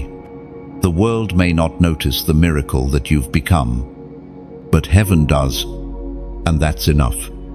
There's a stillness in your soul now that can only come from surviving what once should have broken you. You've crossed through a valley that few could endure, and though the path was steep and shadowed, you emerged carrying light. Not just the kind that shines outward, but the kind that burns quietly within. Unshakable and pure. You are not who you were before the storm. You are wiser now. Softer, but stronger. There's a steadiness in you that wasn't there before. A sense of calm that no rumor, no lie, no chaos can touch. Heaven has turned your pain into perspective, your tears into teaching, and your scars into sacred reminders that truth always triumphs. This is what spiritual maturity feels like. You stop fighting battles that no longer belong to you. You stop explaining yourself to people committed to misunderstanding you. You stop chasing closure and begin choosing peace. God has already written your vindication. Now you're simply learning to live in it. According to the book of Proverbs, chapter 16, verse 7, when a man's ways please the Lord, he makes even his enemies to be at peace with him. And that verse is more than comfort, it's confirmation. It tells you that your quiet obedience has done what your arguments never could. Heaven has handled the rest. Those who once spoke against you are now being moved into silence. Not by your defense, but by divine order. The war is over. The noise is fading. All that remains is peace. You might not notice it at first, but doors are beginning to open again. The ones that once shut in your face are unlocking. Opportunities that slipped through your fingers before are returning, this time with favor attached. You don't have to fight for access anymore. You simply walk in alignment, and that alignment is holy. You are walking the path heaven prepared long before the lies began. Every twist, every wound, every delay was necessary to shape your discernment. Now, you no longer move by impulse, you move by instruction. You recognize what's divine and what's deceptive. You can sense when something carries peace or pretense. That's the mark of someone refined by truth. Your story is becoming a light for others. There will be people who look at your calm and wonder how you didn't collapse. They'll see your peace and not realize it was born in fire. And when they ask how you made it through, you won't boast. You'll smile and say, God did it. End. This is how the chosen walk, not chasing applause, not needing validation, but radiating quiet confidence. You're no longer proving your worth. You're proving His faithfulness. You have stepped into what Scripture calls the peace that surpasses understanding. It means even you can't explain why your heart feels so still. You just know everything is aligned. Everything is safe. Everything is working together for good. But heaven isn't done with your transformation yet. There's one more shift happening right now. A spiritual seal over this chapter of your journey. A divine confirmation number, not as superstition, but as symbolism, not as magic, but as message. Comment below the number, 555. That number is heaven's whisper of divine change and grace multiplied. 5 has always represented mercy, and when it comes in threes, it means a wave of new beginnings guided by God's hand. When you type 555, you're not summoning luck, you're declaring that your life is ready for transition. It means, I release the old cycles. I welcome what's new. I trust the timing of God. No, type it not because you're told to, but because you feel it, because deep inside, you know the winds have shifted. You can sense it. The atmosphere of your life has changed. What once resisted you is now responding to you. Where there was confusion, there is clarity. Where there was striving, there is flow. This number is not a code, it's a covenant. It marks the moment you stop surviving and start soaring. Every time you see it, let it remind you that grace goes before you. That change is not loss, it's upgrade. Heaven never takes without giving more. The old chapter is closing gently. No bitterness, no revenge, no residue, just peace. Let it end gracefully. You don't need to revisit it. You don't need to prove how wrong they were. You don't even need them to see your glow. The right eyes will notice, and the rest were never meant to. This is your reintroduction season, the unveiling of who you became in the silence. You'll walk into rooms and feel the air shift. Not because of arrogance, but because of anointing. What was hidden is about to be honored. What was broken is about to be displayed as beauty. Your life will become a living sermon, not shouted from pulpits, but seen in peace. The way you carry yourself will teach more than your words ever could. The way you forgive, the way you serve, the way you love it, will all point back to the one who brought you through. So take a deep breath. Step forward lightly, boldly, freely. The new season is already open, and the path beneath your feet glows with purpose. The weight has lifted, and the wind of change is behind you. Write it. Believe it. Declare it. 555, the sound of change. The rhythm of grace. The promise of new beginnings. Let that number be your symbol of surrender.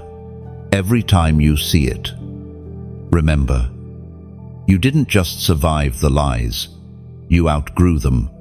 You are no longer standing in reaction, you are walking in revelation. The next chapter of your life won't require fighting it, will require flowing. Trust it. The author has already written the ending. The days ahead will not look like the days behind you. That's the promise and the mystery of divine restoration. It doesn't repeat. It renews. You are not circling back to what was lost. You are stepping into what has been prepared. God is not giving you back what was taken. He is giving you something better. Something untouched by falsehood and untouched by fear. This new chapter feels unfamiliar because it is holy ground. The noise that once followed you is gone. And with the silence comes a new kind of responsibility to protect your peace, the same way you once guarded your name. Now you must guard your atmosphere. Peace is a gift, but it is also a stewardship. Heaven has entrusted you with stillness that others will not understand. You will notice how quickly your spirit now discerns what belongs and what doesn't. Conversations that once fascinated you will now drain you. Environments that once felt comfortable will suddenly feel too small. That is not arrogance, it's alignment. You've outgrown chaos. You no longer crave the noise that once disguised itself as connection. There's a sacred transformation happening in you, like clay being shaped again on the potter's wheel. It's not punishment, it's refinement. God isn't reshaping you because you failed. He's reshaping you because you've proven faithful. He can trust you now with gentler hands. Sometimes, that process feels quiet and strange. You may find yourself craving solitude, pulling away, not out of sadness, but out of spiritual sensitivity. Your soul is tuning itself to the new frequency of heaven's rhythm. You are learning how to live from stillness rather than struggle. As written in the book of Isaiah, chapter 30, verse 15, "In returning and rest you shall be saved. In quietness and in trust shall be your strength." That verse is the heartbeat of this season. It tells you that strength is not in striving, but in surrender. The same silence that once felt like abandonment is now becoming your sanctuary. The quiet isn't empty anymore, it's full of divine whispers. You've entered the stage of relationship where God no longer shouts. He simply walks beside you. In this season, your victories will be subtle but profound. They won't look like dramatic announcements. They'll look like peace where panic used to be. Laughter where fear once lived. Creativity where exhaustion once ruled. These are the fruits of healing that cannot be faked. You will wake up one morning and realize you haven't thought about the past in days. You'll notice your laughter sounds lighter, your words softer. You'll find yourself forgiving without even trying. That's when you'll know the work is complete. The wound has turned into wisdom. This is the quiet glory that comes after cleansing. You won't feel the need to explain your peace to anyone. Those who carry the same light will understand it. Those who don't will quietly drift away. Both outcomes are divine. Heaven does not keep what hinders. And as the circle around you becomes smaller, your connection to God becomes greater. You'll realize that isolation was never punishment, it was preparation for intimacy. The fewer voices around you, the clearer His voice becomes within you. You'll begin to see life differently now. The same moments that once frustrated you will now move you to gratitude. What used to feel like delays will now look like divine timing. You'll stop asking, "Why did this happen to me?" and start saying, "Thank you for what you built through me." Then, because truthfully, you were never being destroyed, you were being designed. Every piece of your pain had purpose. Every loss was a lesson. Every heartbreak carved space for greater compassion. You are no longer shaped by what hurt you, but by what healed you. Now you walk with discernment, a quiet radar that recognizes when something doesn't carry peace. You no longer force doors open. You wait. You watch. You listen. And when the Spirit says move, you move. This rhythm will carry you safely through the rest of your journey. This stage of your life is not about proving worth, it's about preserving wonder. You've seen too much to live shallowly now. Everything you do will have depth: your words, your art, your kindness. You'll touch lives without even trying. Because peace radiates louder than any speech. And yet, even in this gentleness, there is power. The kind of power that doesn't need to control, only to create. You've discovered that true influence isn't in dominance, it's in presence. People will be drawn to you not because of what you have, but because of what you carry. That's the secret of the chosen. They carry atmosphere. When they enter a space, it changes, not by force, but by frequency. Peace, when genuine, has gravity. It pulls hearts out of chaos and reminds them what calm feels like. You've become that presence now. Your stillness will heal rooms. Your consistency will convict hearts. You won't need to announce your calling. Your calm will reveal it. Take comfort in the simplicity of this season. You don't need to perform to be seen. You don't need to speak to be heard. You only need to be. Rest is your new warfare. Peace is your proof. This is not a pause in your purpose. It's preparation for expansion. God is anchoring your spirit before He enlarges your influence. He's grounding your roots before He displays your fruit. When the time comes, you'll be ready, not anxious, not proud, but steady. So don't mistake this stillness for stagnation. Don't mistake the quiet for the end. You are in the middle of divine calibration, the alignment of destiny with peace, of calling with clarity.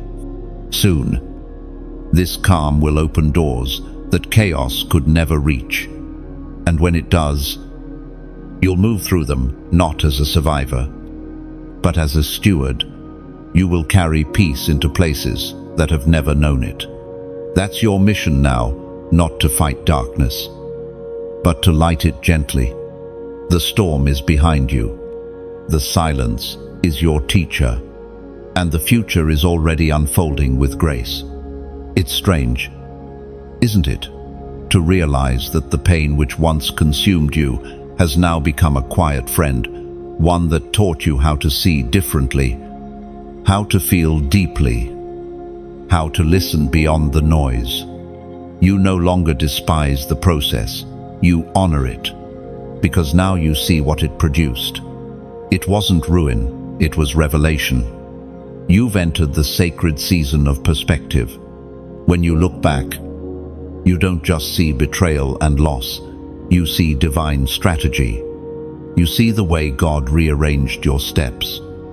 Even when it felt like everything was falling apart, every no was protection. Every delay was direction. Every heartbreak was heaven, making room for something greater. The old you wanted answers. The new you want's alignment. You no longer need to understand why. You just need to trust who. That's growth. The shift from questioning God to resting in Him. This new wisdom feels like standing on a mountain at sunrise. The same path that once felt endless from below now reveals itself clearly from above. You can finally see why it curved, why it climbed, why it hurt. You can see where grace was hidden all along. You're realizing that healing doesn't erase memory, it redeems it.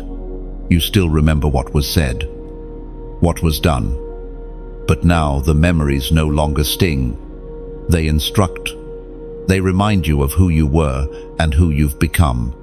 What used to feel like a scar now feels like a signature proof that God wrote through the pain, not after it. There's a still beauty in people who've walked through fire and didn't lose their gentleness. That's who you are now. You carry the fragrance of endurance. Your presence tells others that it's possible to go through the worst and still emerge kind. That's not weakness, that's refinement. As declared in the book of Romans, chapter 8, verse 28, "And we know that in all things God works for the good of those who love him, who have been called according to his purpose." And you've seen this truth unfold firsthand. What once seemed wasted has become woven into something beautiful. The disappointments, the detours, the misunderstandings, they all turned into material for grace to work with. You may not have realized it then, but God was using even the betrayal to bless you. That's what divine wisdom looks like. It takes what was meant to destroy and uses it to develop. It's like turning ashes into ink and writing a new story with it. The very pain that tried to silence you became the message that now gives others hope. You are no longer afraid of your past. You've made peace with it. You can look at your history without flinching because you see God's fingerprints on every page. The moments that felt like endings were really edits, God refining your script for a better outcome. You've stopped needing to control the narrative.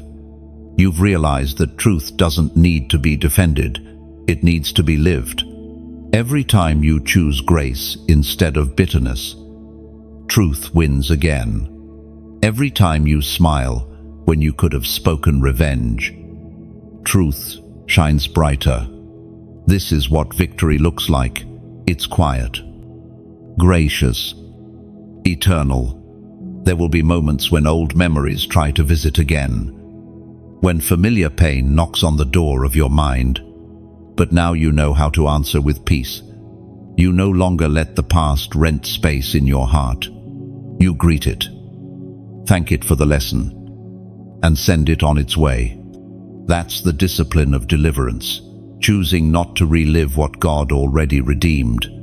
In this peace, creativity is returning.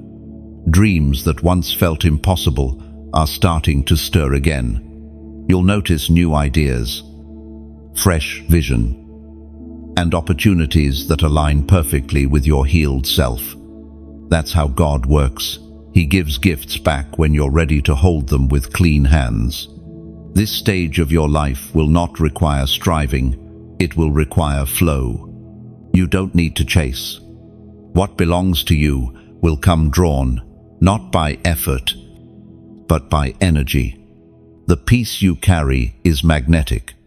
It pulls what's meant for you and repels what's not. It's the law of divine alignment. What carries truth will find you when you walk in truth. You'll begin to meet people who match your healed frequency, souls who speak softly but carry depth, who love quietly but truly. These are your tribe, your spiritual family, your next circle of destiny. You'll know them not by appearance, but by presence. Around them, you'll feel safe, heard, seen, understood, without needing to explain. That's the reward for walking through the valley without losing faith. God replaces counterfeit connections with covenant ones, and through it all, you'll keep that soft strength, the same strength that chooses peace when chaos calls, the same strength that doesn't need to shout to be sure. You'll move differently now, not with urgency, but with certainty, not with noise, but with knowing. Everything about you will speak of wholeness. The way you walk, the way you pause before responding, the way you no longer react from wounds, but from wisdom. That's the real transformation, not a change in what people see, but a change in how you see. The road behind you was necessary, but the horizon ahead is holy. There's clarity in your steps now, and heaven is smiling over the way you've learned to walk softly with strength. You've become the kind of person who no longer fights for peace because you are peace. That's the highest form of victory. So breathe deeply. Feel how light your soul has become. Notice how the sky looks different now, not because it changed, but because your eyes did. You've crossed the line between hurt and healing, between confusion and clarity. And from here, the view is beautiful. There's a gentle light resting on your life now. It doesn't demand attention. It simply exists, steady, warm, and real. You've made it through storms that would have buried others. And yet here you stand. Not bitter, but better. This peace you carry is not something the world gave you. And it's not something the world can take away. You are living proof that healing happens, that lies can fall apart and truth can bloom again, that hearts can be mended, reputations restored, and souls rebuilt. And maybe the most powerful part of your story is that you never had to become hard to survive. You learned how to stay soft in the hands of God. That softness is your strength now. It's the quiet glow that surrounds you when you walk into a room. It's the peace that lingers when you speak. It's the unseen crown you wear, the mark of someone who has seen the worst and still believes in the best. As recorded in the Gospel of Matthew, chapter 5, verse 16, "Let your light so shine before others, that they may see your good works and glorify your Father in heaven." That's exactly what you're doing now. Every time you forgive, you shine. Every time you choose peace over pride, you shine. Every time you share kindness, truth, or encouragement, you light another corner of this world that's forgotten how to see clearly. And this is where your journey expands. The light you carry was never meant to stay in one place. It was meant to travel, like a single candle that can ignite thousands without losing its flame. Your story becomes fuel for someone else's hope. When you click like, it's like breathing air into a flame. It grows stronger, brighter, more visible to someone else lost in the dark. Each like is not a number.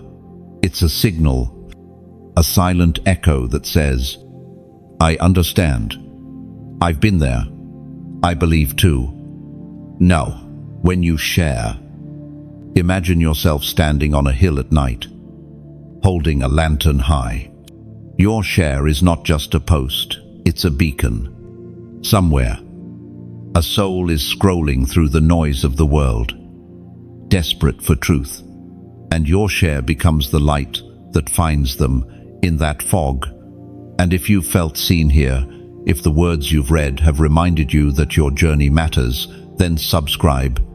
Think of it as joining a river of renewal. Every message that flows from here carries pieces of the same light that healed you. By staying connected, you're choosing to keep your spirit aligned with hope. But there's something deeper stirring now, something sacred and gentle. It's that quiet tug in your heart that says, "I want to give back. I want to keep this flow alive."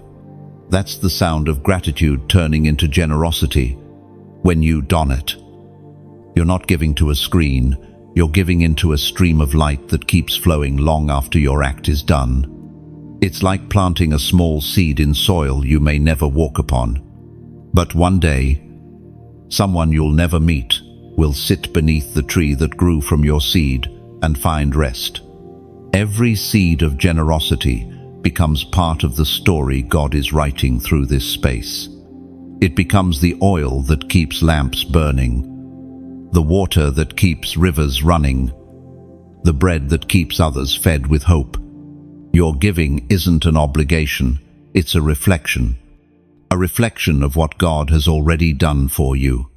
And maybe that's the most beautiful form of worship, to turn gratitude into movement, to take the peace you've received and let it become the peace someone else will discover. Whether it's a like, a share, a comment, or a donation. It all matters. It's not about transaction, it's about transformation. Each small act says, I'm part of this light too. Think of it like a constellation. One star by itself is beautiful, but when they connect, they form a pattern that guides travelers home. Each act of kindness, each gesture of support, each word of encouragement becomes another point of light in this constellation of truth. And together, we help lost hearts find their way back to hope. You've been through darkness, but now you shine because of it. You carry wisdom born from pain, compassion born from misunderstanding, faith born from fire. The world needs that light.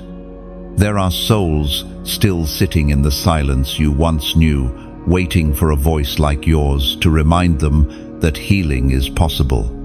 So, let this moment be more than listening.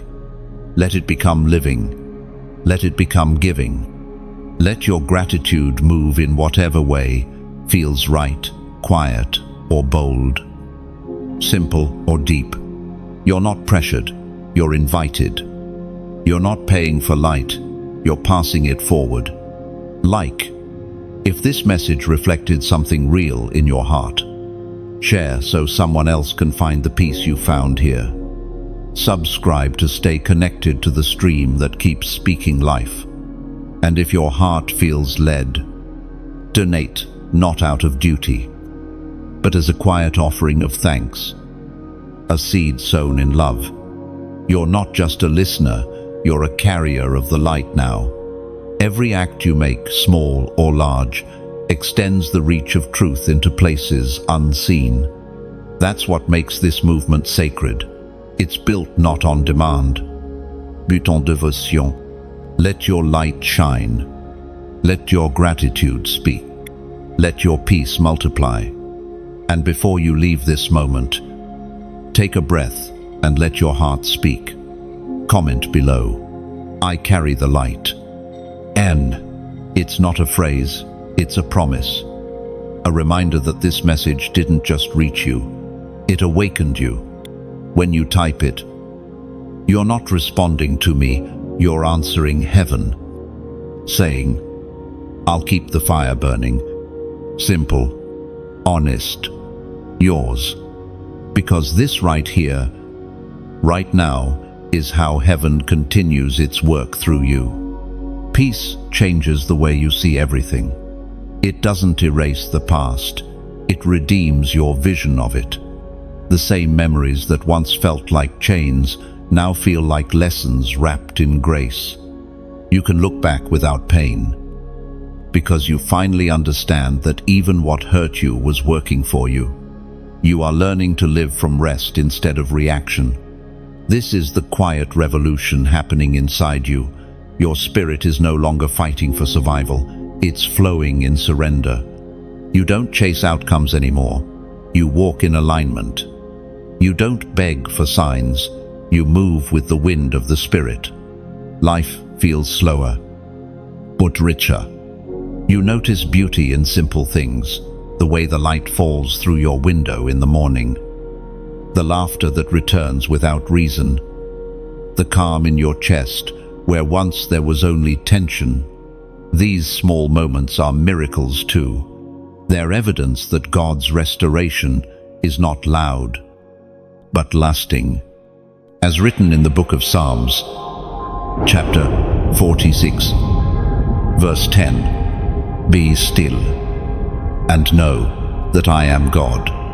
You used to read those words as a command to stop, but now you understand it's not about inactivity. It's about awareness. Being still doesn't mean doing nothing. It means doing everything with peace. It means moving with calm assurance that you're already covered, already seen, already guided. That's what maturity in faith looks like, not striving to be heard, but trusting that heaven already knows. You've learned how to pray differently now. You no longer rush into prayer with panic. You enter with peace. You speak less. Listen more. You've realized that sometimes silence in God's presence says more than 1,000 words. This new depth of connection gives your soul room to breathe. It's no longer a relationship built on fear or desperation, but on trust and friendship. You no longer approach God as someone distant. You recognize Him as near, as constant, as the breath that never leaves you. There's a holy confidence that grows from that intimacy. It's not arrogance, it's assurance. You wake up knowing that even if everything shifts, you won't collapse. Because your peace is not attached to circumstance anymore. It's anchored in character, the unchanging goodness of God. You've become grounded, and from that grounding, clarity flows. You start to see the threads that connect everything, the coincidences that weren't coincidences, the delays that were protection, the rejections that redirected you to something sacred. You begin to realize that God never wastes anything. Even your mistakes became material for mercy. Even your weaknesses became platforms for grace. The places where you thought you failed are the very spaces where His love now shines brightest. This is what real wisdom feels like. It's not knowing everything, but knowing enough that you are loved, that you are guided, that you are chosen for a reason. And that reason may not always be clear, but it will always be good. You've entered a time of balance now. No more extremes, no more highs that drain you, no more lows that break you. You are steady, centered, and aware. Your emotions no longer control you. Your spirit leads them. You no longer depend on validation. You draw strength from conviction. There's something beautiful about this stillness. It's contagious. Others will notice your calm before they know your story. They'll wonder why you're not panicked when everyone else is. Why you're peaceful when the world feels chaotic. And that's when you'll realize that your peace itself is a ministry. You don't need a pulpit to preach. Your presence preaches. People will start coming to you, not because you have all the answers, but because you carry an atmosphere they crave. You'll notice it in the way they linger after conversations, in the way they open up around you without knowing why. Your healed spirit becomes a safe place for weary souls. That's the quiet calling of the chosen to become refuge for others. Not by doing, but by being. You carry the fragrance of peace. And wherever you go, storms settle. But peace is not passivity. It's power under control. It's the ability to hold fire and not burn, to face chaos and not flinch. It's what allows you to walk through uncertainty with a smile, knowing that even if you don't know the path, you know the guide. And in that knowing, you'll find new courage, the kind of courage that doesn't roar, but breathes deeply and says, I'll keep going. You'll step into new opportunities, not because you're chasing success, but because you're following purpose. The doors that open now won't require you to prove yourself. They'll recognize your peace. Everything about your journey from here will feel different. Lighter, simpler. You'll no longer carry old weight into new seasons. You'll walk with hands open, ready to give, ready to receive, ready to release. That's how peace moves, freely. And maybe that's the final lesson of this part of your journey. Peace is not a place you arrive at. It's a posture you live from. It's choosing calm in chaos. Choosing silence over shouting, choosing trust over tension.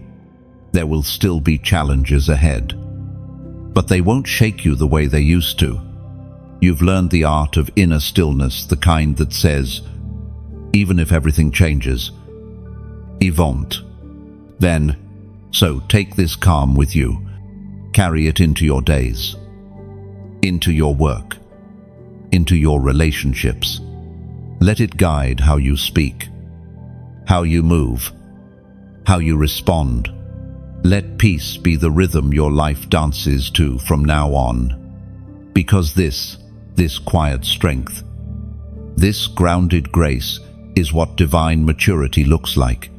The battle forged it, the truth revealed it, and now the world will feel it every time you walk into a room. You are not just healed, you are whole. Wholeness has a sound. It's quiet, like rain falling on leaves after a long drought. It doesn't demand to be noticed. But when you listen closely, it fills everything. That's what your soul sounds like now. Calm, rhythmic, alive again. The noise of confusion has faded, and in its place, there's harmony. You've come to understand that healing isn't an event, it's a lifestyle. It's the way you speak to yourself in silence, the way you choose peace over proving, the way you allow joy to return without fear. It will be taken away. You're no longer reacting to wounds, you're responding to wisdom. There's a difference between being free and being whole. Freedom removes the chains, but wholeness teaches you how to walk without them. You've mastered that art now. You no longer limp from what hurt you. You move gracefully, aware that every step you take carries testimony. You may not realize it yet, but this stability is sacred. Heaven calls it maturity, the ability to stay gentle in a harsh world, to stay trusting in a time of doubt, to stay open after betrayal. That's real strength. It's not the kind that makes noise, it's the kind that endures quietly, refusing to let darkness have the last word. As written in the second letter to the Corinthians, chapter 4, verse 16, though outwardly we are wasting away, yet inwardly we are being renewed day by day. That verse describes your reality perfectly. What broke on the outside built something unshakable on the inside. You may have lost pieces along the way, but what remains is eternal. You are being renewed, not once, but continually. Every sunrise breathes restoration into your spirit. Every breath is a reminder that grace is still working. You've entered the phase of becoming where life no longer feels like surviving, but unfolding. You move through days with quiet awareness, seeing signs in small things, a sudden peace during a hard conversation, a moment of laughter after tears, a sense of direction that feels like instinct but is really divine guidance. This is the evidence of renewal. It's not found in big miracles, but in consistent peace. Your growth no longer needs to be dramatic to be real. The slow, invisible changes are the most powerful ones. You used to ask, when will it get better? Now you find yourself whispering, it already is. That's how you know transformation has taken root. You no longer wait for life to shift. You recognize that the shift already happened inside you. And because you've changed, everything around you responds differently. The same conversations that once drained you no longer affect you. The same patterns that once tempted you no longer pull you in. You've learned to recognize what's healthy and what's harmful, and you choose peace over and over again. You're also learning the subtle art of contentment. That doesn't mean you've stopped dreaming. It means you've stopped forcing outcomes. You've learned that divine timing is always perfect, even when it feels delayed. The waiting no longer frustrates you because you know that what's for you can't miss you. In this calm, your creativity begins to flow again. The dreams that once felt out of reach now feel within touch, not because the world changed, but because you did. Fear used to filter your vision, now faith does. You no longer imagine worst-case scenarios, you imagine purpose. You look at the future not as a threat, but as an invitation. This stage of your journey is about co-creation with heaven. You're no longer praying from desperation, but from partnership. You say, God, show me what you're doing so I can walk with you. And as you move in rhythm with divine will, things begin to align naturally, people, opportunities, ideas. It's like watching stars rearrange themselves into constellations. What once seemed random now reveals pattern. Every heartbreak was a necessary turning point. Every ending was an invitation to begin again. You've also become comfortable with quiet seasons. You no longer panic when things slow down. Instead, you recognize those moments as sacred pauses, times for refilling, recalibration, and reflection. You've stopped measuring worth by productivity. Now, you measure it by peace. This shift changes everything. Your relationships become softer. Your goals more meaningful. You no longer chase attention, you nurture connection. You no longer need to win arguments, you value understanding. You no longer crave being seen, you crave being in sync with truth, with purpose, with God. And that's how influence works in the kingdom. It's not built through noise, but through authenticity. People will start to feel the stability you carry. They'll want to know how you learn to stay so grounded in a world that keeps shaking. And you'll smile, because you know the secret. It wasn't strength that saved you, it was surrender. You surrendered the need to control what only God could. You surrendered the idea that justice must come from your hand. You surrendered your plan for His. And in that surrender, you found freedom deeper than revenge or reward. You found rest. That rest is what radiates from you now. It's what makes you magnetic to peace and invisible to drama. It's what makes others feel safe without you saying a word. You are carrying an atmosphere that cannot be faked. It's authenticity, born from alignment. From here on, your walk will not be about trying to prove your faith. It will be about embodying it. Your peace is the sermon. Your joy is the testimony. Your presence is the ministry. You are not chasing the light. You've become it.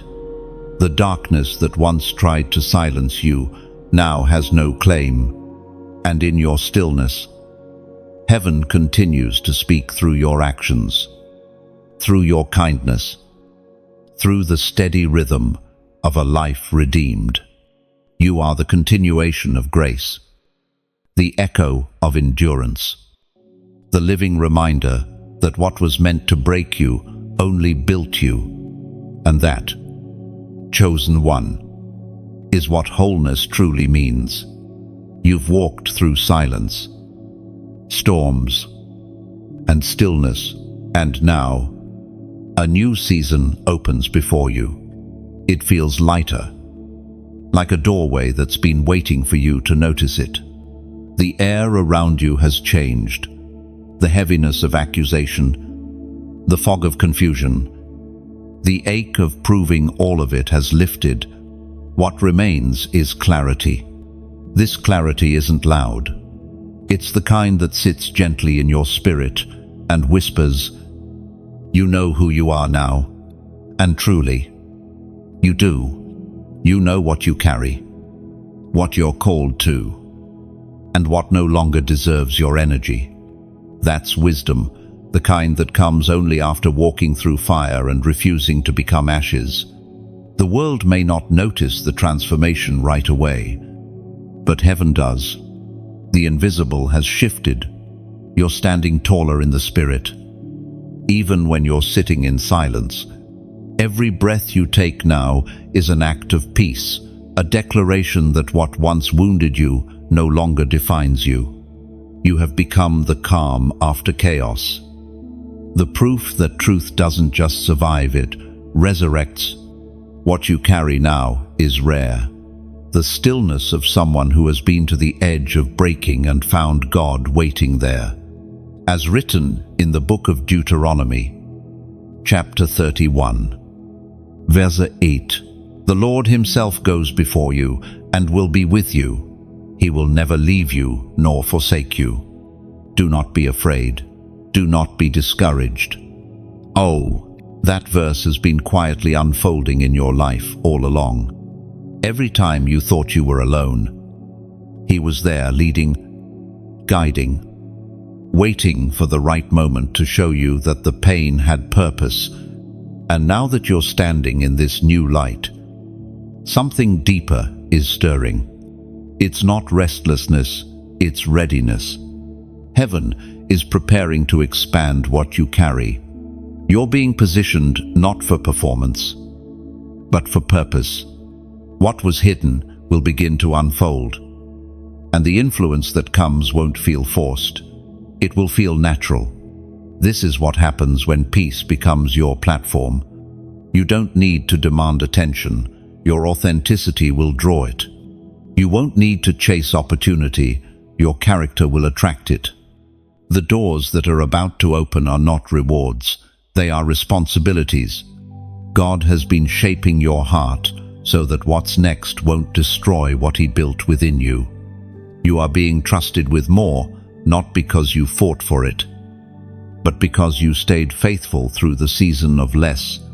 And now, heaven wants you to mark this moment, not with fear, not with striving, but with agreement, a symbol of alignment between your heart and his will.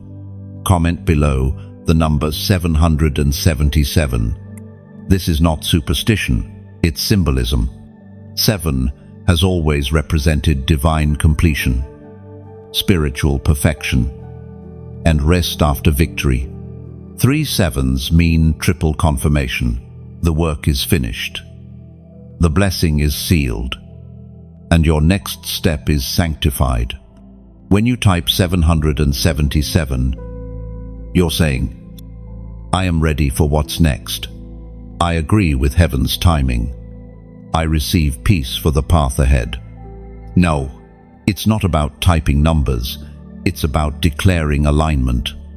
Heaven moves when faith moves. And faith doesn't always shout. Sometimes it simply agrees. You may not realize it, but this moment is sacred. It's the quiet threshold between what was and what will be. God has been writing behind the scenes, preparing connections, conversations, and opportunities that will confirm everything he promised you. You're not waiting for blessing anymore. It's waiting for you to step into it. The delay was never denial. It was development. You needed this inner stillness to carry outer success. Without peace, promotion becomes pressure. But now, you're ready, stable, rooted, prepared. From here, the landscape of your life begins to change. You'll see unexpected favor, divine alignments, and supernatural timing, not because you forced anything, but because grace is now your gravity. It pulls what's meant for you into orbit. There's a beauty in this kind of transition. It doesn't come with noise or spectacle. It comes softly, like dawn creeping through the night. You won't even realize how much has changed until one day you look around and realize you're living what you once prayed for. And in that realization, gratitude will overflow. You'll look back at every valley and whisper, "Thank you," not because it was easy, but because it was necessary. Without the breaking, you wouldn't have become this whole. Without the loss, you wouldn't have found this peace. This number, 777, is heaven's echo over your journey, completion, confirmation, and covenant. It means that the old season has no more power to define you. The final pieces are falling into place. You don't have to force closure. God has already written it. So breathe. Let this moment settle in your spirit. You're not stepping into uncertainty, you're stepping into order. Everything ahead of you has already been arranged by divine design. The people you'll meet, the doors that will open, the peace that will continue, it's all prepared. This is your time of divine rhythm, where heaven's timing and your obedience move in sync. You're no longer running, you're flowing. You're no longer fighting, you're walking. And every step forward is sealed with grace. Type it as an act of faith. 777. Let it stand as your signature under heaven's promise. Let it mark the day you realized that peace was not the end of your story, it was the beginning of your becoming. And as you step forward, remember, you're not returning to who you were, you're becoming who you were, always meant to be. You are whole. You are ready. You are aligned. There is something sacred about this phase of your life. It feels like breathing after holding your breath for years. You're not rushing anymore, not forcing, not proving. You simply are. You exist with purpose. And that quiet confidence radiates through everything you do. The beauty of peace is that it no longer depends on what happens around you. It lives within you now, untouched by noise or opinion. You've become a sanctuary in motion, a living place of stillness. People feel calm just by being near you, because peace is not just what you have, it's what you carry. You used to think strength meant resistance, but now you know it means surrender. Real power is found in softness, the kind of strength that bends without breaking, that listens before reacting, that forgives before being asked. You've become that kind of strong. You don't fight every battle anymore. You choose your peace over your pride. This new strength doesn't need to announce itself. It simply shows up. It's visible in the way you handle conversations that once would have triggered you. It's in the way you no longer explain yourself to those determined to misunderstand. It's in the way you no longer fear silence, because you've learned to fill it with grace. The world measures success by what's seen, but heaven measures it by what's surrendered. You've surrendered much control, expectation, bitterness, and now you stand free. What was once heavy has become holy. You understand now that the very things you tried to escape were the things God used to transform you. As written in the book of Philippians, chapter 1, verse 6, He who began a good work in you will carry it on to completion until the day of Christ Jesus. That truth is your foundation now.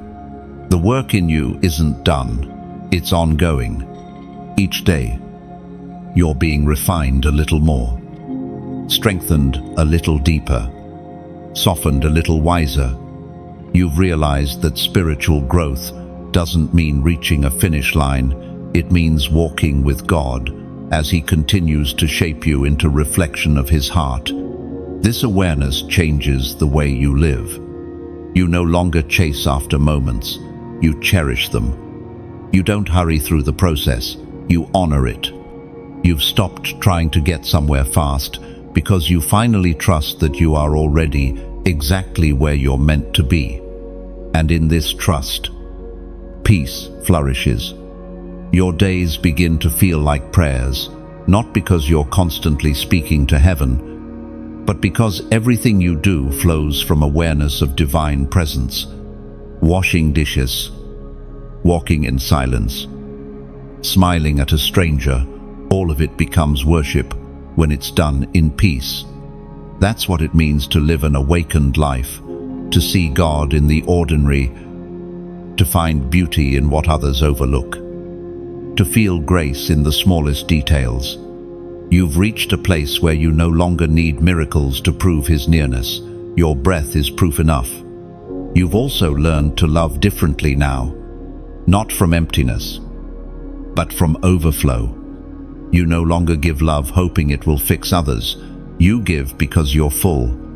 Your compassion no longer drains you because it's drawn from a well that never runs dry.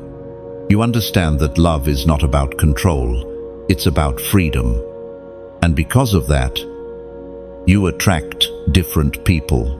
Now, souls who mirror your calm, who value depth over drama, truth over trend. You'll notice your circle shifting naturally, not by rejection, but by resonance. The people who once fit your pain may no longer fit your peace. That's okay. It's not loss, it's alignment. Even the way you handle solitude has changed. What used to feel like loneliness now feels like luxury. Silence no longer scares you because it's filled with presence. You've learned that solitude isn't absence, it's invitation. In stillness, God still speaks. And you've learned to recognize His voice among the thousand others. Sometimes, you'll find yourself crying again, but this time, the tears are different. They're not from sorrow, but from softness. They're tears of release, of gratitude, of awe for how far you've come. Healing doesn't erase emotion, it purifies it. You're learning that sensitivity is not weakness, it's sacred awareness. In this calm, creativity is blossoming again. The ideas that once felt distant are returning with fresh energy. You'll find inspiration in unexpected places, a line in a book, a conversation, a walk under trees. The same spirit that restored your peace is now awakening your purpose. You're being invited into co-creation with heaven again. The visions that once scared you are now unfolding naturally because your heart is ready to hold them. You no longer create from pain, you create from peace. That's where true art, true leadership, true influence is born. You've also learned that consistency is more powerful than intensity. You don't need to do everything in one day. You just need to keep showing up with faith, day by day. Slow progress is still progress. Gentle growth is still growth. You've learned to celebrate process instead of perfection. This rhythm of grace you found, it's not temporary. It's the life you were always meant to live. A life not built on fear or performance, but on peace and presence. A life where success is measured by how freely you can love, how deeply you can rest, and how faithfully you can walk in truth. When storms come again, and they will, you won't crumble. You'll remember this stillness, this grounding, this peace. You'll remember that you've been here before. And every time God carried you through, that memory will become your anchor. So breathe deeply now. Let peace settle deeper than it ever has before. Let it fill every corner of your being until your thoughts slow down, your shoulders relax, and your heart beats in rhythm with heaven again. You are not waiting for restoration anymore. You are living it. The storm ended. The sun returned. And now your life moves like a river, steady, calm, and full of light. This is not just healing. This is harmony.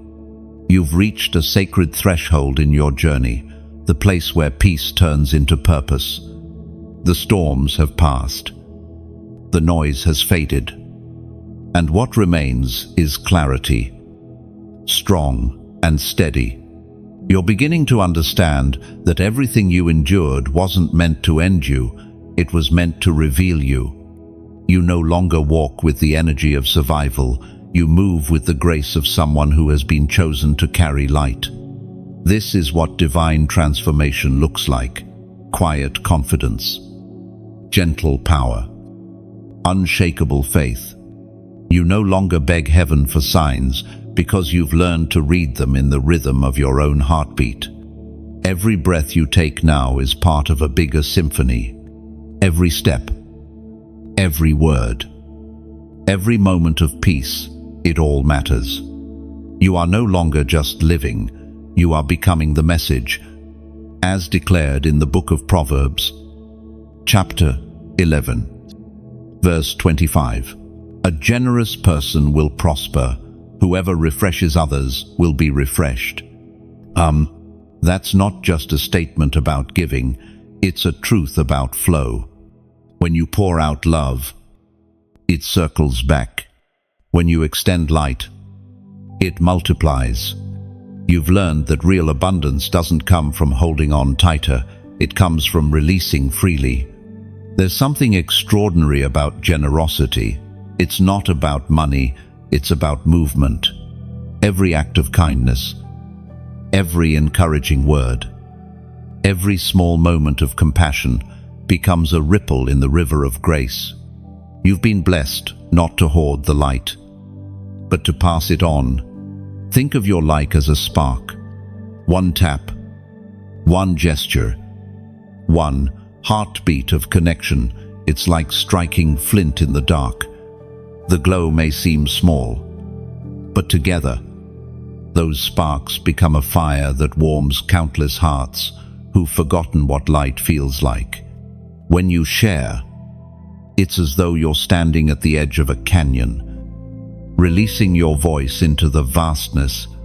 Somewhere, the echo lands in another heart that's been searching for this exact sound of truth. Your share becomes a bridge between silence and salvation, and when you subscribe, it's like returning to a garden you've planted. Each message that blooms here is another seed of peace, another reminder that you are not walking alone. Subscription isn't following, it's communion. It's the choice to stay connected to a stream that continually pours life. But perhaps the most sacred act of all is giving not out of duty, but out of devotion. When you donate, you're not handing something away, you're setting something free. Picture this, a single drop falling into a vast ocean, alone. It seems small, but once it joins the current, it becomes part of the tide that moves the world. Your giving works the same way. It merges with countless others, creating a wave that carries healing, hope, and truth to souls who need it most.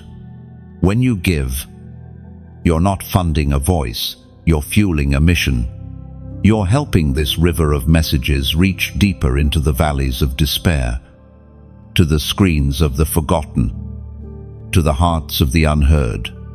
And that's what makes it holy. It's not a transaction, it's transformation in motion. The beauty of giving is that it always comes back multiplied. You never lose by loving. You never lack by lifting. Heaven keeps account of every act born from sincerity. And every time you release, heaven releases more in return. Your generosity doesn't have to be grand, it just has to be genuine. Even the smallest act done in love becomes eternal. That's how the kingdom works. Simple gestures with supernatural impact. You might think, what difference can I make? But light doesn't measure itself by size, it measures itself by reach. And when your intention is pure, even a whisper becomes a wave. So if this message has touched your heart, if it reminded you of your worth, or reignited your hope, consider letting that gratitude move, whether through a like, a share, a subscribe, or even a donation. Let your thankfulness become action. Not because you have to, but because you want to see more light in this world. Imagine it like tending a fire on a cold night. You add a small log. Another adds theirs. And soon the flames grow tall enough to guide travelers through the darkness. That's what your act does. It keeps the flame alive for those still searching for warmth. And if you choose to give, think of it as planting light into soil. You may never see every flower that blooms, but heaven does.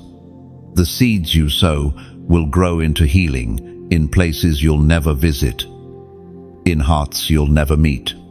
That's what makes generosity divine. It outlives the giver. It's not about the amount, it's about the intention. Every act born of love becomes a thread in the divine tapestry that God is weaving through this movement. Together, those threads form something beautiful, something eternal. You are part of something far bigger than you can see. This space, this message, this light, it's not mine, and it's not yours, it's ours. It belongs to heaven, flowing through all of us who dare to believe that truth still matters and that peace still heals. So, thank you for showing up, for staying, for feeling deeply, for being part of this story. Every moment you spend here, every interaction you make, keeps this current alive. Like to keep the flame glowing. Share to send the message further. Subscribe to stay close to the stream that carries grace. And if your heart stirs, donate, not as a requirement, but as an offering of gratitude, a simple thank you to the one who never stopped believing in your story. When you give, you're not losing, you're echoing heaven's generosity, and that echo travels farther than you'll ever know. Let it be pure, let it be free, let it be love, because love, once released, never returns empty. There comes a point in every chosen one's journey when peace becomes not just protection but identity. You no longer wear it like armor, it flows through you like blood. You don't have to strive to stay calm, because calm is who you are now. Every movement, every thought, every breath reflects the restoration that heaven has written into your soul. You've learned that peace doesn't mean everything around you is perfect. It means you've stopped depending on circumstances to feel secure. Storms still come, but they no longer define you. Voices still rise, but they no longer shake you. You've become what the world cannot comprehend, a person whose peace is built on presence, not performance. You used to pray for the chaos to stop. Now you pray for wisdom to walk through it, untouched. That's growth. That's mastery. That's the fruit of divine endurance. You no longer ask, "Why me?" Instead, you whisper, "Thank you for trusting me with this." And you understand now that peace isn't passive, it's powerful. It's the quiet refusal to surrender your spirit to confusion. It's the sacred art of staying centered while the world spins. It's the invisible crown you wear every time you choose grace over gossip, stillness over reaction, forgiveness over fury. As written in the book of Nahum, chapter 1, verse 7, "The Lord is good, a refuge in times of trouble. He cares for those who trust in him." And you've seen that truth proven again and again. Even in moments when you thought God was silent, he was securing your safety. Even when your prayers seemed unanswered, he was aligning the unseen. Every delay was divine protection. Every disappointment, a disguised redirection. You used to think your story was about survival, but now you see it's about sanctification. Every struggle purified something in you, burned away the need to control, and left behind only faith. You no longer crave revenge, you crave revelation. You don't seek applause, you seek alignment. You've become the kind of soul that no longer needs to prove the truth. It simply lives it. People feel it when they talk to you. They sense it in your stillness, in your words, in the peace that lingers after you speak. You've become evidence that restoration isn't theory, it's testimony. And now, heaven is inviting you to mark this moment, to anchor your agreement in faith. Not through fear, not through ritual, but through a simple act of declaration. Comment below, calm is power. Then type it not for others, but for yourself. Because every time you write it, you remind your spirit that stillness isn't weakness, it's strategy. You're saying, I'm done letting chaos lead. I walk in calmness. And calmness carries strength. Then, it's more than a phrase, it's an affirmation. A crown made of quietness, placed upon your spirit by the one who saw you fight storms without losing your softness. You see, peace isn't something you visit, it's a place you live from. It's the foundation of your new season. And in this season, you will move with purpose unlike ever before. There will be doors opening soon, doors you didn't even knock on. They won't come through striving, they'll come through stability. God gives expansion to those who've proven they can carry peace into pressure. That's you now. The weight that once broke you is now your workout. It built your spiritual muscle. You'll begin to notice how the same things that used to disturb you now dissolve before they reach you. Offense can't attach where peace resides. That's the beauty of this new stage. You don't have to fight for your name anymore. Your calm has already cleared it. There's something magnetic about this energy you carry now. It draws what's meant for you and quietly removes what's not. You won't even need to pray for certain endings, they'll happen naturally. Because your peace will repel anything that carries chaos. You've reached the stage of spiritual gravity. Peace is your pull now. Grace is your rhythm. Love is your language. This is how heaven moves without hurry, without noise, without fear. And from this place of rest, purpose begins to flow again. You'll feel inspired in ways you haven't in years. Ideas will start landing gently, like feathers in the wind. Messages, visions, directions. You won't have to chase them, they'll find you. Because your spirit is finally quiet enough to receive. God has waited for this version of you. The one who doesn't panic when things pause. The one who doesn't mistake silence for absence. The one who doesn't need to see the full plan to trust the next step. This is where true authority begins, not in control, but in calm. Authority isn't loud, it's peaceful. The storms that once roared around you now obey the stillness within you. You've learned that peace speaks louder than fear ever could. And soon, others will come asking, "How did you get here?" And you'll tell them, "By losing everything that wasn't me." Because that's what peace does. It strips you of what's false so that only truth remains. Every morning, you wake up now. You'll feel it, that lightness, that unshakable sense that you are exactly where you're supposed to be. That's not arrogance, that's assurance.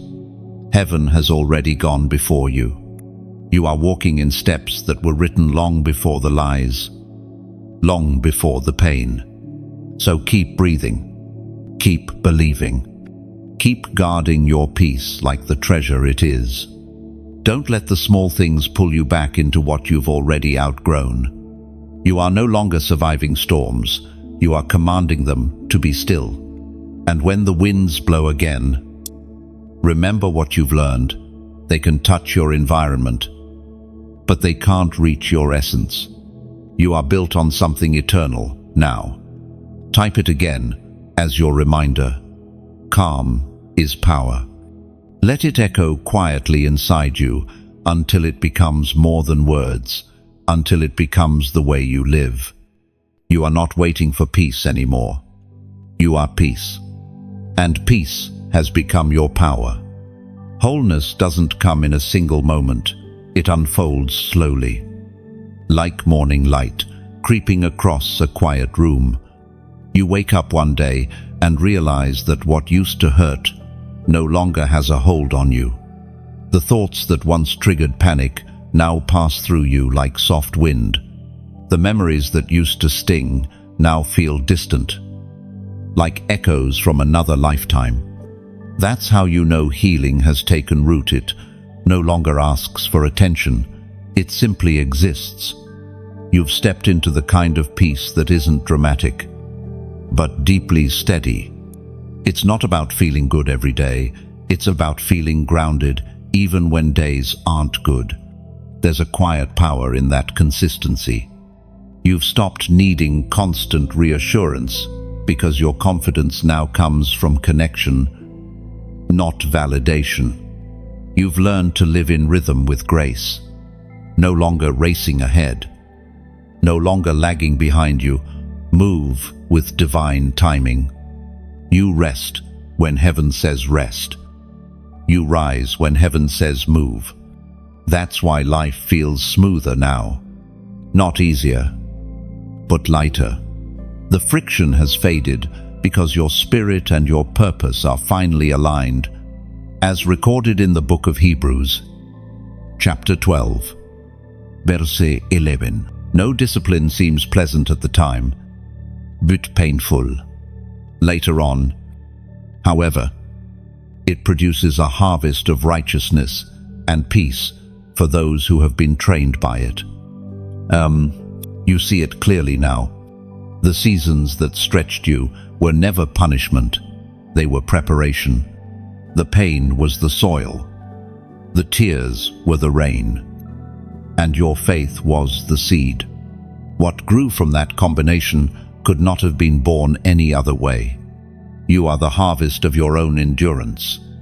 Now, your days hold a different kind of beauty. You find joy in the quiet routines, morning coffee, sunlight on the wall, the sound of your own laughter returning. These little things, once overlooked, have become sacred because you've realized that holiness isn't only in the extraordinary, it's hidden in the ordinary moments that make up a life fully surrendered. You no longer need noise to feel alive. Silence has become your friend.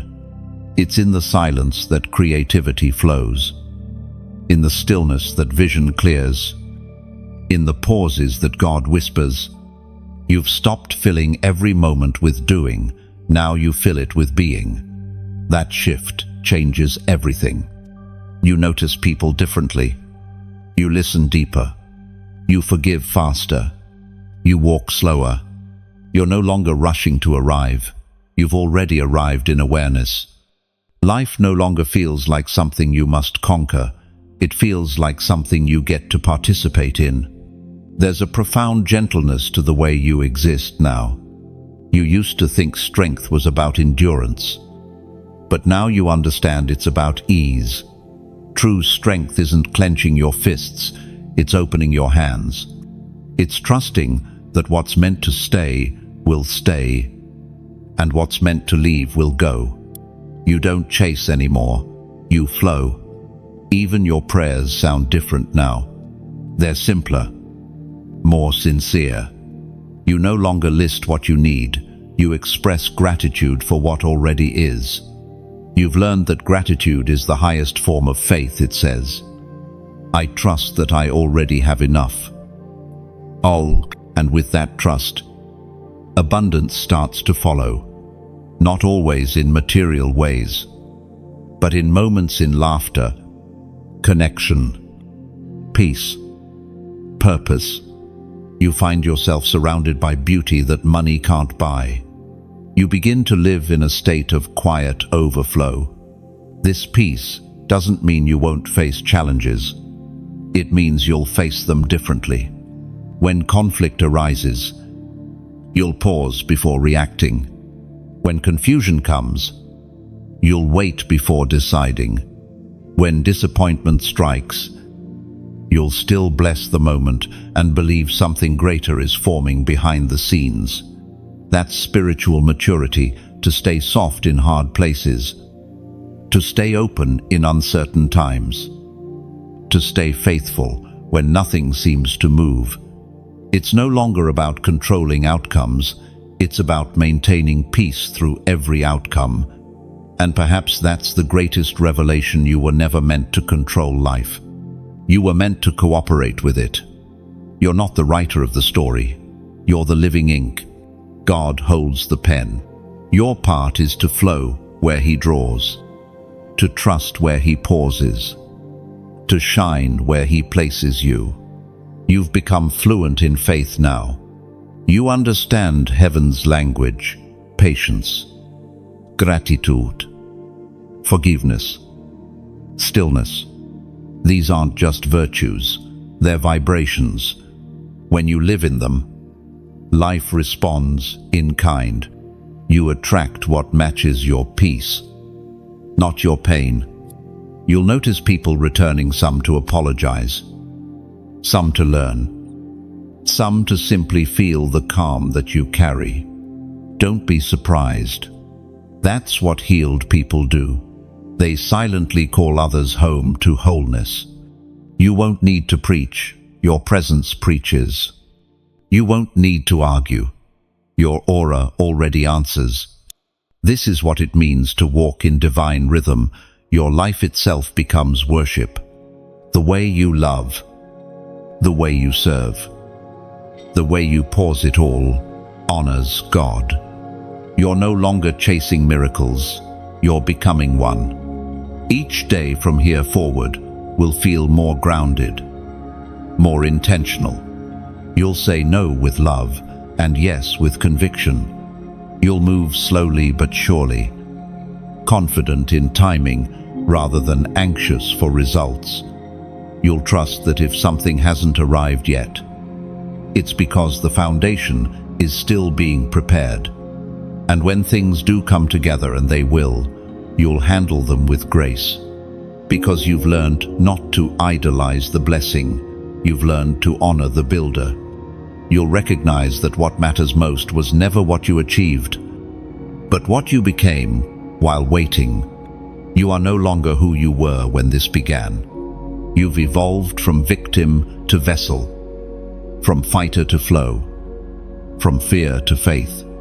The peace you carry now is not fragile. It's fortified.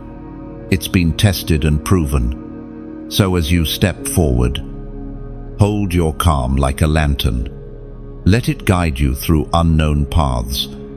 Let it shine for others still walking through darkness. You don't have to fix their storms. You only need to stand as proof that peace is possible. Because peace is not passive, it's contagious. And through you, the world will feel a little softer, a little safer, a little closer to heaven. There's a special kind of wisdom that only comes after the breaking, after you've seen life stripped down to its bare truth.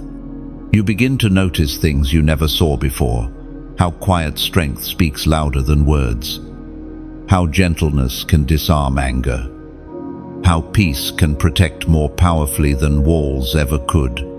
You no longer live from defense. You live from discernment. You move differently now, not out of fear, but out of focus. You no longer waste energy trying to convince anyone of your worth. You've seen that truth doesn't need defenders, it needs carriers. And that's what you've become: a carrier of calm, a vessel of peace, a living reminder that grace is stronger than gossip. You can sense when energy around you shifts. The moment someone brings confusion, your spirit notices. The moment peace leaves a conversation, you step back quietly, not in arrogance, but in awareness. You've learned that not every invitation deserves your presence, and not every storm requires your attention. That's the fruit of maturity, knowing when to engage and when to remain still. You've stopped explaining yourself to people who are committed to misunderstanding you. Silence has become your language of wisdom. Where you once reacted, now you respond, or sometimes you don't at all. You understand that not everything deserves your peace. And that's not withdrawal, it's wisdom. As written in the book of Ecclesiastes, chapter 3, verse 7, a time to tear and a time to mend, a time to be silent and a time to speak. You've found that rhythm now. There was a season when you had to speak, to stand up, to set boundaries, to declare truth. But now, you've entered the time to be silent, to let your life, not your voice, do the talking. God is vindicating you through peace, not proof. It's amazing how everything changes when you stop chasing explanations. You free yourself from the heavy need to be understood. You no longer live to correct misconceptions, you live to reflect light. The people who are meant to see the truth will see it. And those who can't, their blindness is part of their own journey. You've released the outcome. This release has become your strength. You walk through each day lighter because you're not dragging the weight of old battles. Your hands are free now, free to build, to bless, to create. The same energy that once went into survival now flows into purpose. You're no longer fighting for peace, you're cultivating it. You've learned the value of peace in ways words can't express. You protect it the way a shepherd guards sheep. You feed it with stillness, water it with gratitude, and shelter it with prayer. Peace has become not only your inheritance, but your responsibility. And with it comes discernment so sharp that you can feel the difference between what's meant for you and what's meant to distract you. You've also learned how to live unbothered, not from apathy, but from alignment. You no longer take everything personally because you know everything isn't personal. Sometimes rejection was protection. Sometimes isolation was preparation. Sometimes delay was direction. You no longer panic when something doesn't work out. You simply say, if it was meant for me, it would have stayed. No, this detachment doesn't make you cold, it makes you clear. You can finally see where your energy belongs. You don't fight for positions that don't fit your peace. You don't chase people who left in confusion. You don't beg doors to open. You've realized that your calm is your compass. It always leads you exactly where you're meant to be. You've stopped taking responsibility for everyone's healing. 2. You used to carry the burden of fixing what you didn't break. But now you understand your role is not to repair others, but to remain whole yourself. Because your wholeness becomes their invitation. When you stay grounded, others feel safe to find their balance too. That's how heaven works. It heals through example. One steady heart can calm an entire room. One clear spirit can shift the atmosphere. And one person who chooses peace can inspire hundreds to do the same. You are that person now. Even your relationship with time has changed. You no longer rush. You no longer measure progress by the clock. You've seen how divine timing overrides every schedule. What's meant for you will meet you when you're ready, not when you're restless. So, you wait without worry. You rest without regret.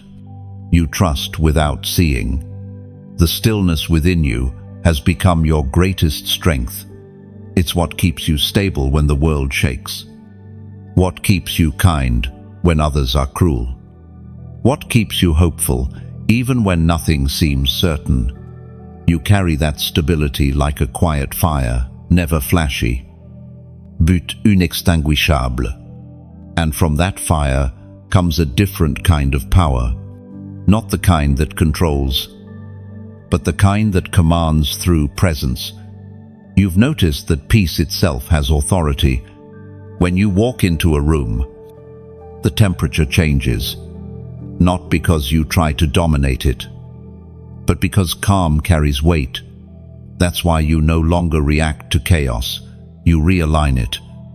You've become a thermostat, not a thermometer. You don't absorb the energy around you. You set the tone. That's the maturity of the chosen. They don't fight storms, they steady them.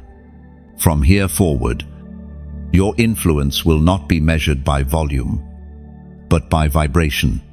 You'll shift people not by convincing them, but by being consistent. They'll see the light in your lifestyle, not the noise of your words. And this is what makes you rare. You've mastered what few ever do, remaining peaceful in power. The old version of you needed to shout to be heard.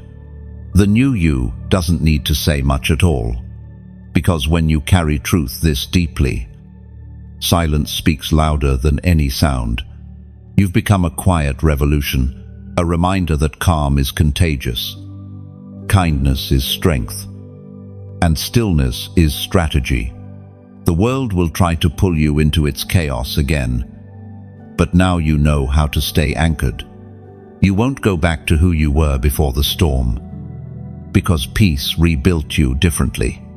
The version of you standing now is unshakable, untouchable, unmistakably grounded in grace. You are no longer reacting to the world, you are revealing heaven through the way you live. And that is the purest form of victory. There are moments in your journey when heaven pauses not to test you, but to measure your readiness. And right now, you are being measured for expansion. The stillness you feel isn't stagnation, it's preparation. It's the sound of heaven arranging your next season behind the curtain of silence. You've learned enough to know that peace is never wasted. When life slows down, it's not because you've lost momentum, it's because God is adjusting the path ahead. You are being aligned, refined, and quietly redesigned for something greater. There's an energy in the air around you, subtle but sacred. You can sense that something is shifting, but you can't quite see it yet. Don't mistake that uncertainty for absence. God moves best in mystery. He builds in silence, so that when the unveiling comes, it carries glory too great to be mistaken for luck. This is the turning point of your story, the place between endings and beginnings. You've outgrown the old versions of yourself, but the new one is still forming. It's like the dawn. The sky isn't dark anymore, but the sun hasn't fully risen either. You stand in the in-between, glowing softly with potential, as revealed in the book of Joshua, chapter 1, verse 9. Have I not commanded you? Be strong and courageous. Do not be afraid. Do not be discouraged. For the Lord your God will be with you wherever you go. And you needed to hear that again, not as a reminder, but as confirmation. You're not being asked to fight this next battle, you're being asked to walk into it. Strength doesn't mean striving anymore, it means trusting that you're already equipped. And because you've walked through fire and stood through silence, heaven is now entrusting you with movement again. Doors are opening quietly. Favor is finding you effortlessly. And peace has become your passport to new places. But before you step fully into that, heaven wants your agreement, your yes, your signature, your acknowledgement. that you are ready to carry this next chapter, not through striving, not through words shouted to the sky, but through a single act of faith.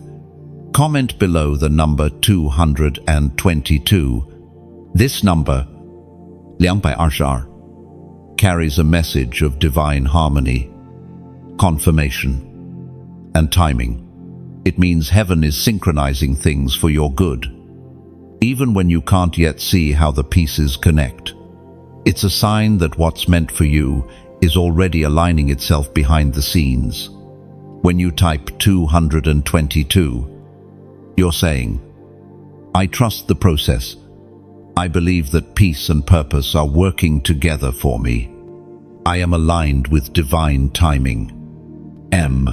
It's not about superstition, it's about agreement. You're declaring balance after imbalance, clarity after confusion, calm after chaos. You're confirming with heaven, I'm not rushing anymore. I'm moving when you move. Everything around you right now may feel quiet, but that quiet is sacred. It's the sound of divine coordination. Heaven is building connections you don't know you need yet, aligning opportunities you haven't prayed for yet, and preparing outcomes that will surprise you with their perfection. The number 222 is your reminder that peace and progress can coexist. You don't need to choose between resting and rising. You can be still and still be moving, because in the kingdom, waiting is working. This is a season of balance returning to your life. The scales are evening out. What once felt unstable is now steady. What once felt delayed is now divinely timed. The weight you carried is being replaced with wisdom. The exhaustion you felt is being exchanged for ease. Heaven is saying, you can relax now. You are right where you need to be. And you've outgrown the need to push doors open. The doors meant for you will now recognize your peace and unlock on their own. You've reached the stage where your energy speaks before your words. Your calm announces your readiness. And that's why 222 fits this moment perfectly. It's the rhythm of reassurance. Every time you see it or write it, let it remind you, God is not late. His deliberate. Timing isn't your responsibility, trust is. You've already done the work. You've already endured the preparation. The foundation is laid. The roots are deep. And the fruit is about to show. You no longer need to chase outcomes. They are chasing you now, guided by divine coordination. This is the peace that passes understanding, not because it ignores reality, but because it stands steady in it. You can rest, knowing the author of your story is not improvising. Every chapter was written before you were born. So, breathe. Inhale, gratitude. Exhale, control. You are safe in the silence. You are protected in the pause. The rhythm of heaven hasn't stopped. It's simply slowed, so you can synchronize. And when you write 222, let it become your declaration of trust. Say within your spirit, everything is aligning for my good. I may not see it yet, but I sense it. I don't need to know the plan to walk in peace. No, this number will become a signal between you and heaven. You'll start to notice it on clocks, receipts, signs, and every time it will whisper, stay in rhythm. You are not behind. And balance is your new normal now. You'll feel it in your choices, your conversations, your rest. You'll stop saying yes from guilt and start saying yes from peace. You'll stop striving for control and start allowing flow. You'll live lighter, breathe deeper, love freer. This is the harmony heaven promised. The life of rhythm, not reaction. The life where you no longer wrestle for what's yours, you simply receive it. So go ahead, type 222 as your seal of agreement. Let it echo through your heart like a steady drumbeat of trust. Let it mark this moment as the day you stopped worrying and started aligning. You are balanced. You are ready. You are walking in perfect timing. 222, your confirmation that heaven is still working, still weaving, still whispering. Be at peace. It's all coming together. N. There's a soft light resting over this chapter of your life. You can feel it, even when you can't explain it, a sense that you've turned a corner, that the weight has lifted, and that something sacred is unfolding right before your eyes. The storms didn't destroy you, they refined you. And now, you walk not with noise, but with knowing. You've become someone new, not because everything changed around you, but because something changed within you. You've learned the language of peace, the rhythm of trust, the quiet strength of faith that doesn't shout. You've learned that power doesn't always roar. Sometimes it whispers, "I'm still here." N2. You no longer chase after what left or worry about what's ahead. You've stopped needing to control outcomes because you finally trust the one who holds them. That's what maturity and faith looks like.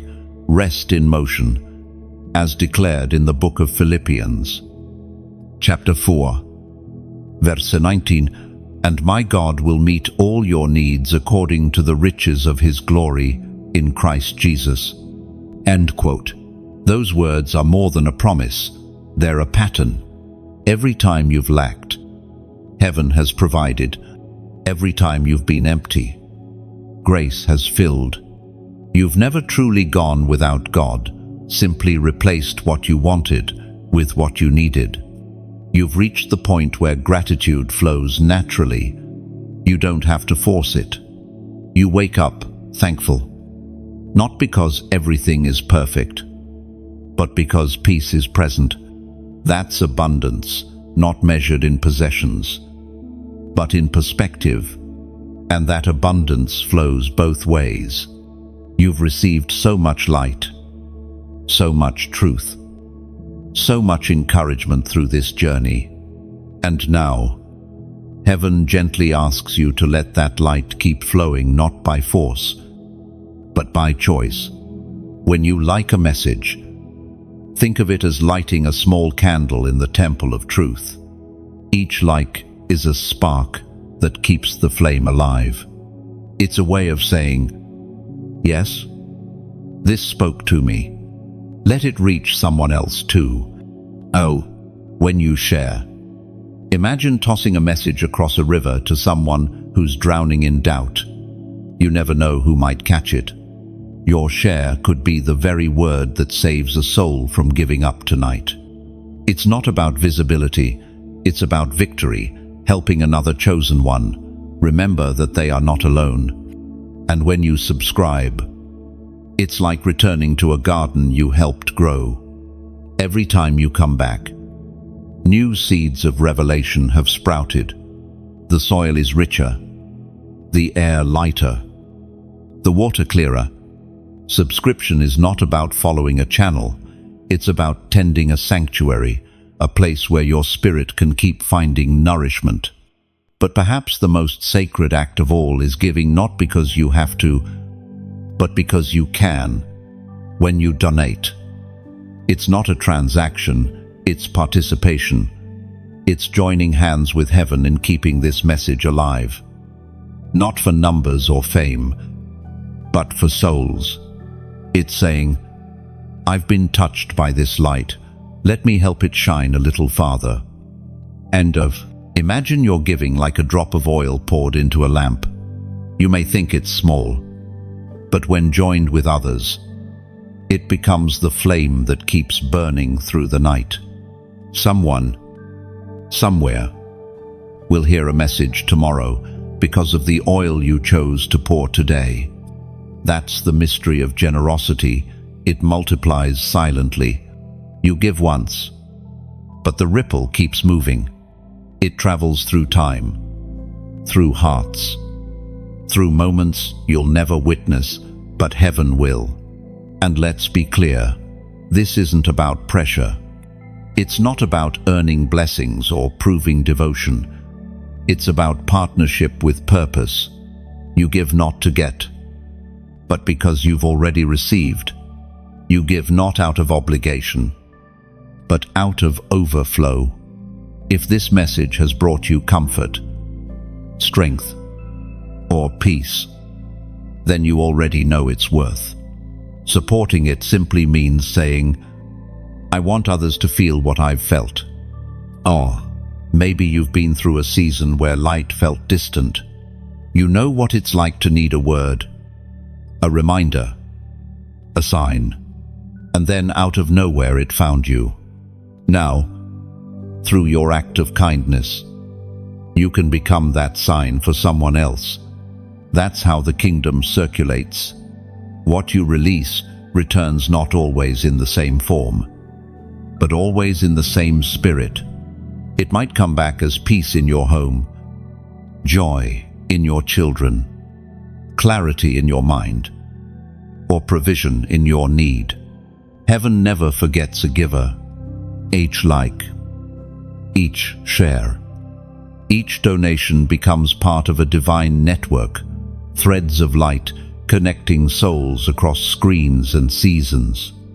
Together, we're building something unseen but eternal, a refuge for the weary, a voice for the silent, a fire for the cold. Your generosity, whatever form it takes, isn't small. It's sacred, because it turns belief into movement and gratitude into impact. When you like, you affirm truth. When you share, you spread light. When you subscribe, you join a river of renewal. And when you donate, you sustain the flow of hope for others still wandering in darkness. You are not giving to a person, you are giving into purpose. You're saying, let this work continue. Not for me, but for the next soul who needs it. Lesh, it's a bit like planting a tree whose shade you may never sit under, but you plant it anyway, because you know that someone will. And one day, a weary traveler will rest under that tree and whisper, thanks for the roots you placed, for the peace you passed on.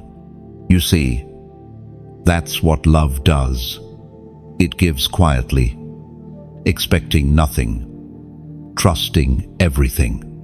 And heaven takes note of every seed sown in faith. So, as you move forward from this message, don't see yourself as a viewer. See yourself as a vessel through which light flows, a vessel heaven can trust with more, because you never hold too tightly what was meant to be shared. Like this message, if it met you where you needed it. Share it, if you believe someone else might need this peace tonight. Subscribe, if you want to keep walking in this rhythm of restoration. And if you feel that gentle pull in your heart, donate, not because it's asked, but because it's inspired. No one can command generosity. It must be born from revelation. If this word stirred something inside you, that's your sign. Not from me, from heaven. Because every seed sown here is sacred. It's not about giving away, it's about giving through. You're not funding a message, you're fueling a movement. And in return, peace will continue to flow back to you, pressed down, overflowing, and perfectly timed. You're not just a listener, you're a light bearer. And together, we keep the flame alive. There's a stillness in your spirit now that feels like the calm after a great victory. You've fought your battles, faced your storms, and now you're standing in the quiet glow of peace that cannot be shaken. It's not just the absence of chaos, it's the presence of something holy, steady, and pure.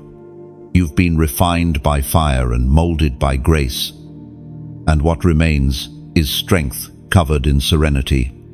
You no longer carry the urge to prove yourself. You've realized that truth doesn't shout, it stands. The loudest things in this world are often the emptiest, but the quietest hearts hold the most power. You've learned how to walk away from noise without bitterness, how to say less and mean more, how to choose peace even when you could choose pride. The wisdom you carry now was born from pain, but it no longer resembles pain. It's become beauty, layered and complex, like gold refined through flame. Your worth hasn't changed, it's just been revealed, as declared in the book of Romans, chapter 8, verse 28. And we know that in all things God works for the good of those who love him, who have been called according to his purpose. And you are the evidence of that truth. Every moment that broke you was still working for you. Every closed door was still guiding you. Every silent season was still speaking purpose into your future. You thought you were being buried, but you were really being planted. And now, here you are growing quietly in places no one thought you could. Your peace has roots that reach deeper than pain ever did. You've stopped seeking validation because you've discovered something greater: confirmation. Heaven already approved you before the world ever misunderstood you. You no longer rush to explain your growth to people who still see the version of you that pain produced. You don't need them to see it. The proof is in your peace. The evidence is in your endurance. The fruit is in your faith. And this is where your journey deepens. Peace isn't just what you carry now, it's what you plant. Everywhere you go, your presence becomes soil for healing. People who sit with you will feel lighter without knowing why. Your silence will start calming rooms before your words even arrive. That's divine influence, the kind that doesn't demand, but draws. It's the grace of being so rooted in God that others can find him through your stillness. But heaven doesn't want you to just carry this peace. It wants you to claim it, to declare it aloud, to mark this season with your agreement, to make a statement that seals this chapter in the spiritual realm. Comment below, peace is mine. When? Type it as a declaration, not as a hope. You're not asking for peace anymore, you're affirming it. You're saying, it's already here. It already belongs to me. When? Because this isn't the kind of peace that fades when problems come. This is the kind of peace that anchors you when the waves rise. It's the calm that carries you through uncertainty, the stillness that reminds you that heaven is still in control. When you write those words, peace is mine, you're aligning your spirit with divine assurance. You're saying, I release worry. I release fear. I choose to rest in what God has already finished. This simple act becomes more than a comment, it becomes a confession. A moment where heaven takes note and says, they understand now. You are no longer asking for what's already yours. You're walking in inheritance. You're claiming peace, not as a visitor, but as a resident. You live in it now. And when storms come again, and they will, you'll remember this declaration. You'll remember that peace isn't something you chase, it's something you are. You won't crumble this time. You won't panic. You'll breathe. You'll pray. And you'll remember, peace is mine. This realization changes how you move through life. It makes your presence healing. It makes your silence powerful. It makes your reactions holy. Because peace doesn't make you passive, it makes you precise. You no longer waste energy fighting battles you've already won. You spend your strength building things that last. You begin to bless your enemies without bitterness, forgive without forcing, and love without losing yourself. You see people through heaven's lens, not as threats or obstacles, but as reflections of humanity still learning how to love. You've become what every storm tried to stop, a living representation of grace under pressure. And now that you've found peace, your next assignment is to protect it. Guard it like treasure. Feed it with prayer. Shield it with discernment. Don't let small minds pull you into small arguments. Don't let noise distract you from your stillness. Because peace doesn't come by accident, it comes by choice. And you've finally chosen it, fully and freely. That's what separates the chosen from the casual. Consistency in calmness. Your faith isn't fragile anymore. It's fireproof. You've learned that peace isn't the absence of trials, it's the assurance that even in trials, you are covered.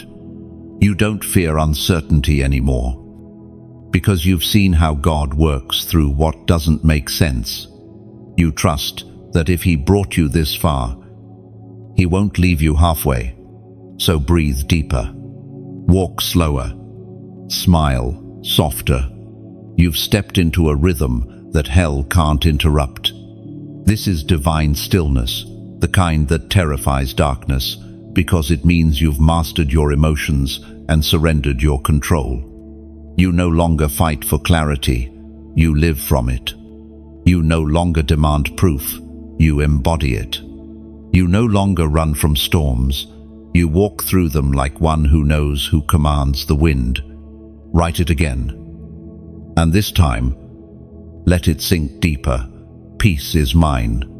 Not someday, not when everything aligns, but now, because you've already walked through the valley, you've already survived the fire, you've already watched lies fall apart and truth stand tall, and through it all, your peace remained. That peace is the signature of heaven over your life. It's the quiet mark of a chosen one who's learned to rest in divine rhythm. And from this point on, no storm, no voice, no shadow will be able to steal it again. Peace is yours fully. Finally, forever. Peace is mine. Peace has become your rhythm now. Not just a moment you experience, but a melody that your life hums softly with every breath. It flows through everything you touch, everything you think, everything you choose. You used to live reacting to what happened. Now you live responding to what's true. You're no longer moved by chaos because you understand that stillness is strategy. You have stepped into spiritual maturity, a state where your emotions serve your purpose, not sabotage it. You know when to speak and when to stay silent. You know when to move and when to wait. You've learned that patience isn't punishment, it's protection. Every delay has become an invitation to trust deeper, to rest longer, to see clearer. There's a sacred slowness about you now. You no longer rush into things just because they look good. You pause, pray, and perceive. You've developed discernment, the kind that senses truth even when it's unspoken. That's not intuition, that's spiritual clarity. You've learned how to feel peace before you make a decision. And that peace has become your yes or your no. As written in the book of Isaiah, chapter 32, verse 17, the fruit of righteousness will be peace. Its effect will be quietness and confidence forever. Oh, you've tasted that fruit. You've seen how righteousness, the right alignment with God's timing and truth, produces not striving, but serenity.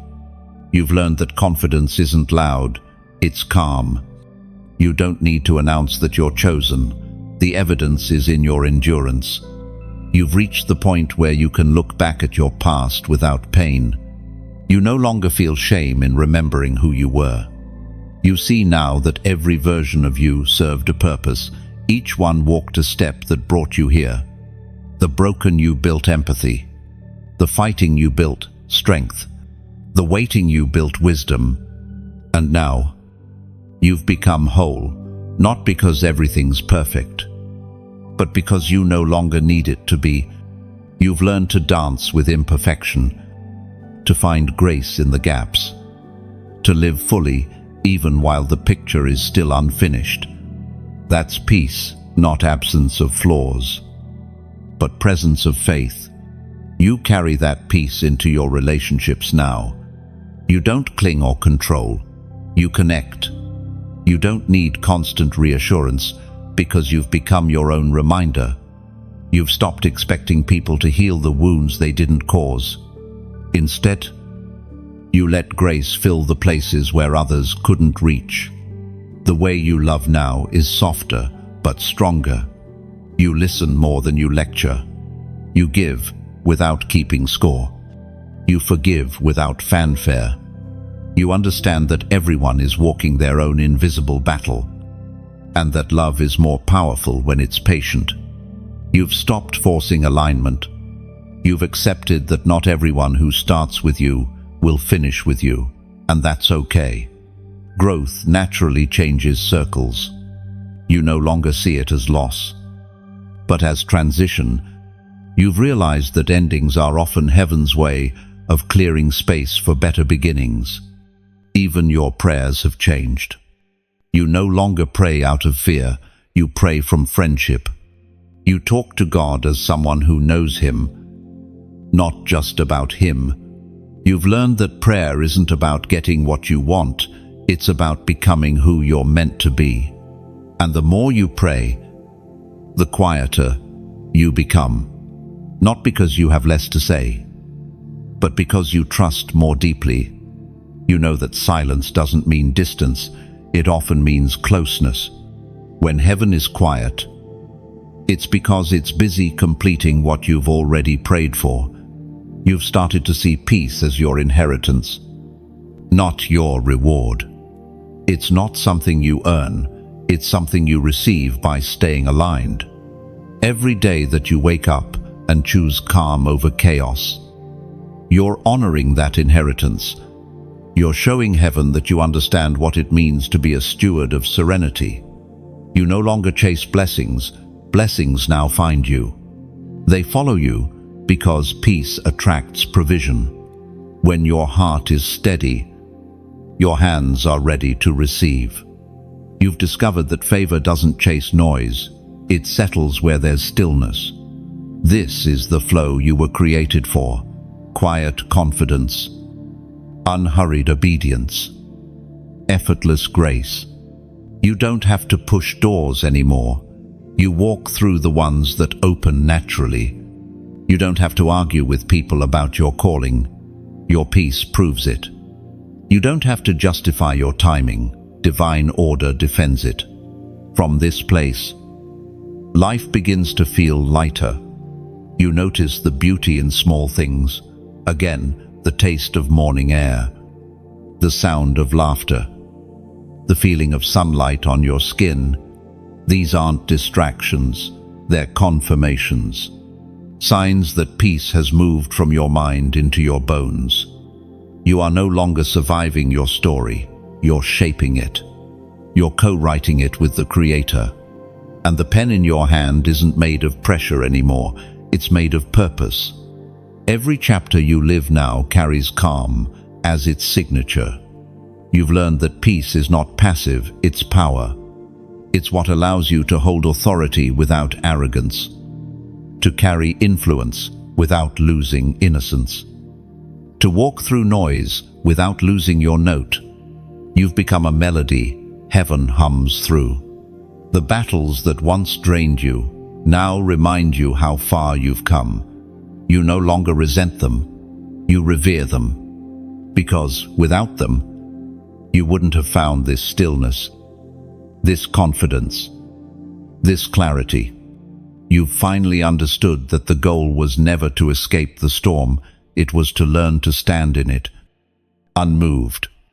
And now, you do, calm, centered, and chosen. You've arrived at a place of sacred balance where your heart no longer races ahead of your faith, and your faith no longer runs away from reality. Everything inside you feels aligned now. There's no need to force peace. It simply flows. You move through your days with quiet assurance, knowing that every step you take is guided by something greater than your own understanding. This season of your life isn't about striving for more, it's about stewarding what you already have. You've discovered the strength in staying, the beauty in stability, and the grace in consistency. The world might celebrate speed, but heaven celebrates stillness.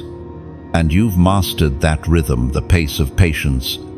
You're learning that true progress often looks like peace. Growth doesn't always shout. Sometimes it sighs. You're not chasing new mountains to climb because you've realized that real victory is internal. It's not the applause of others. It's the quiet satisfaction of knowing you're walking in obedience.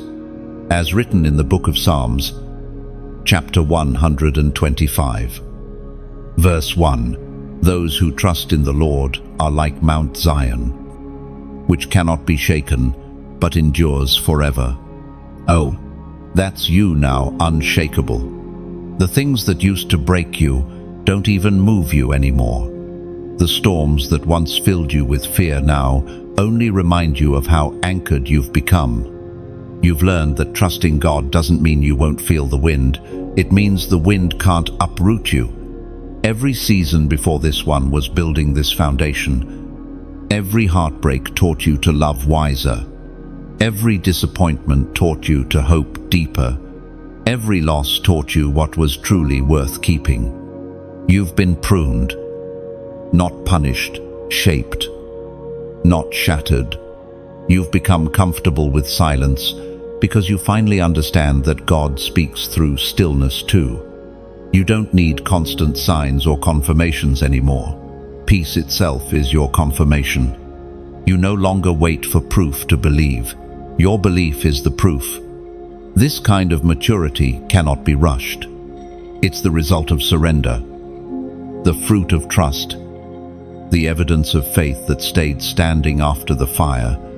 You've been through enough to know that everything you thought was ending was actually beginning.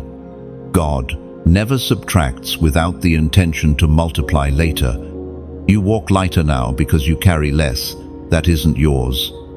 You've stopped trying to control what belongs to heaven. You've stopped overthinking outcomes that have already been decided in eternity. There's a new simplicity in your spirit, a clarity that comes only from surrender. You no longer measure your worth by results. You measure it by alignment, by how at peace you feel within your purpose. You've learned that it's possible to be surrounded by uncertainty and still be completely sure of who you are. That's spiritual rest, not idleness, but inward calm. You still work, still build, still serve, but you do it without striving. Your efforts have become worship now, acts of gratitude rather than anxiety. You've found the joy of doing things from peace, not for peace. People may look at you and see quietness, but heaven sees authority. This calm you carry is not weakness, it's weight. It shifts atmospheres without effort. It's why rooms settle when you walk in, why others feel safe in your presence. Your peace has power, and your stillness has sound. You're beginning to realize that this is what destiny truly feels like, not constant excitement, but constante assurance. You don't wake up needing everything to make sense. You wake up knowing that it's already working out. That confidence doesn't come from arrogance, it comes from alignment. You live now in partnership with heaven. You no longer pray, "God, make this happen." You pray, "God, let me move with what you're already doing." You've stopped fighting the flow. You've joined it. There's something divine in that shift. It's when control becomes cooperation and striving becomes surrender. That's when miracles begin to move naturally around you, not forced, not fabricated, just flowing. Even your definition of success has changed. You used to think it was about achievement. Now you know it's about assignment. You're not chasing the spotlight, you're nurturing the flame. You're no longer obsessed with doing something great. You're devoted to being someone grounded. That change, subtle but sacred, is what separates you from who you were. The old you needed constant reassurance.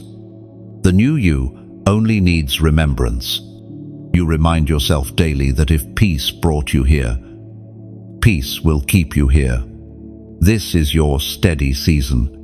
The winds may still blow, but they can't move what's rooted in eternity. You've become like the mountain the psalm spoke of, solid, still, and certain of its place under the sky. And as life continues, you'll find that this steadiness is your greatest testimony, because peace in a world of chaos is the loudest miracle of all. And maybe that's the quiet miracle you never saw coming. Not a sudden breakthrough, but a steady becoming. You didn't just find peace, you became it. You learned how to breathe again, how to trust again, how to be present in the now without fearing the next.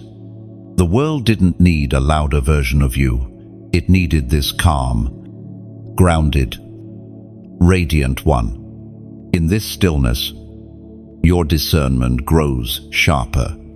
You start recognizing the divine even in the smallest details, the way timing aligns, the way peace arrives before clarity, the way people cross your path with purpose.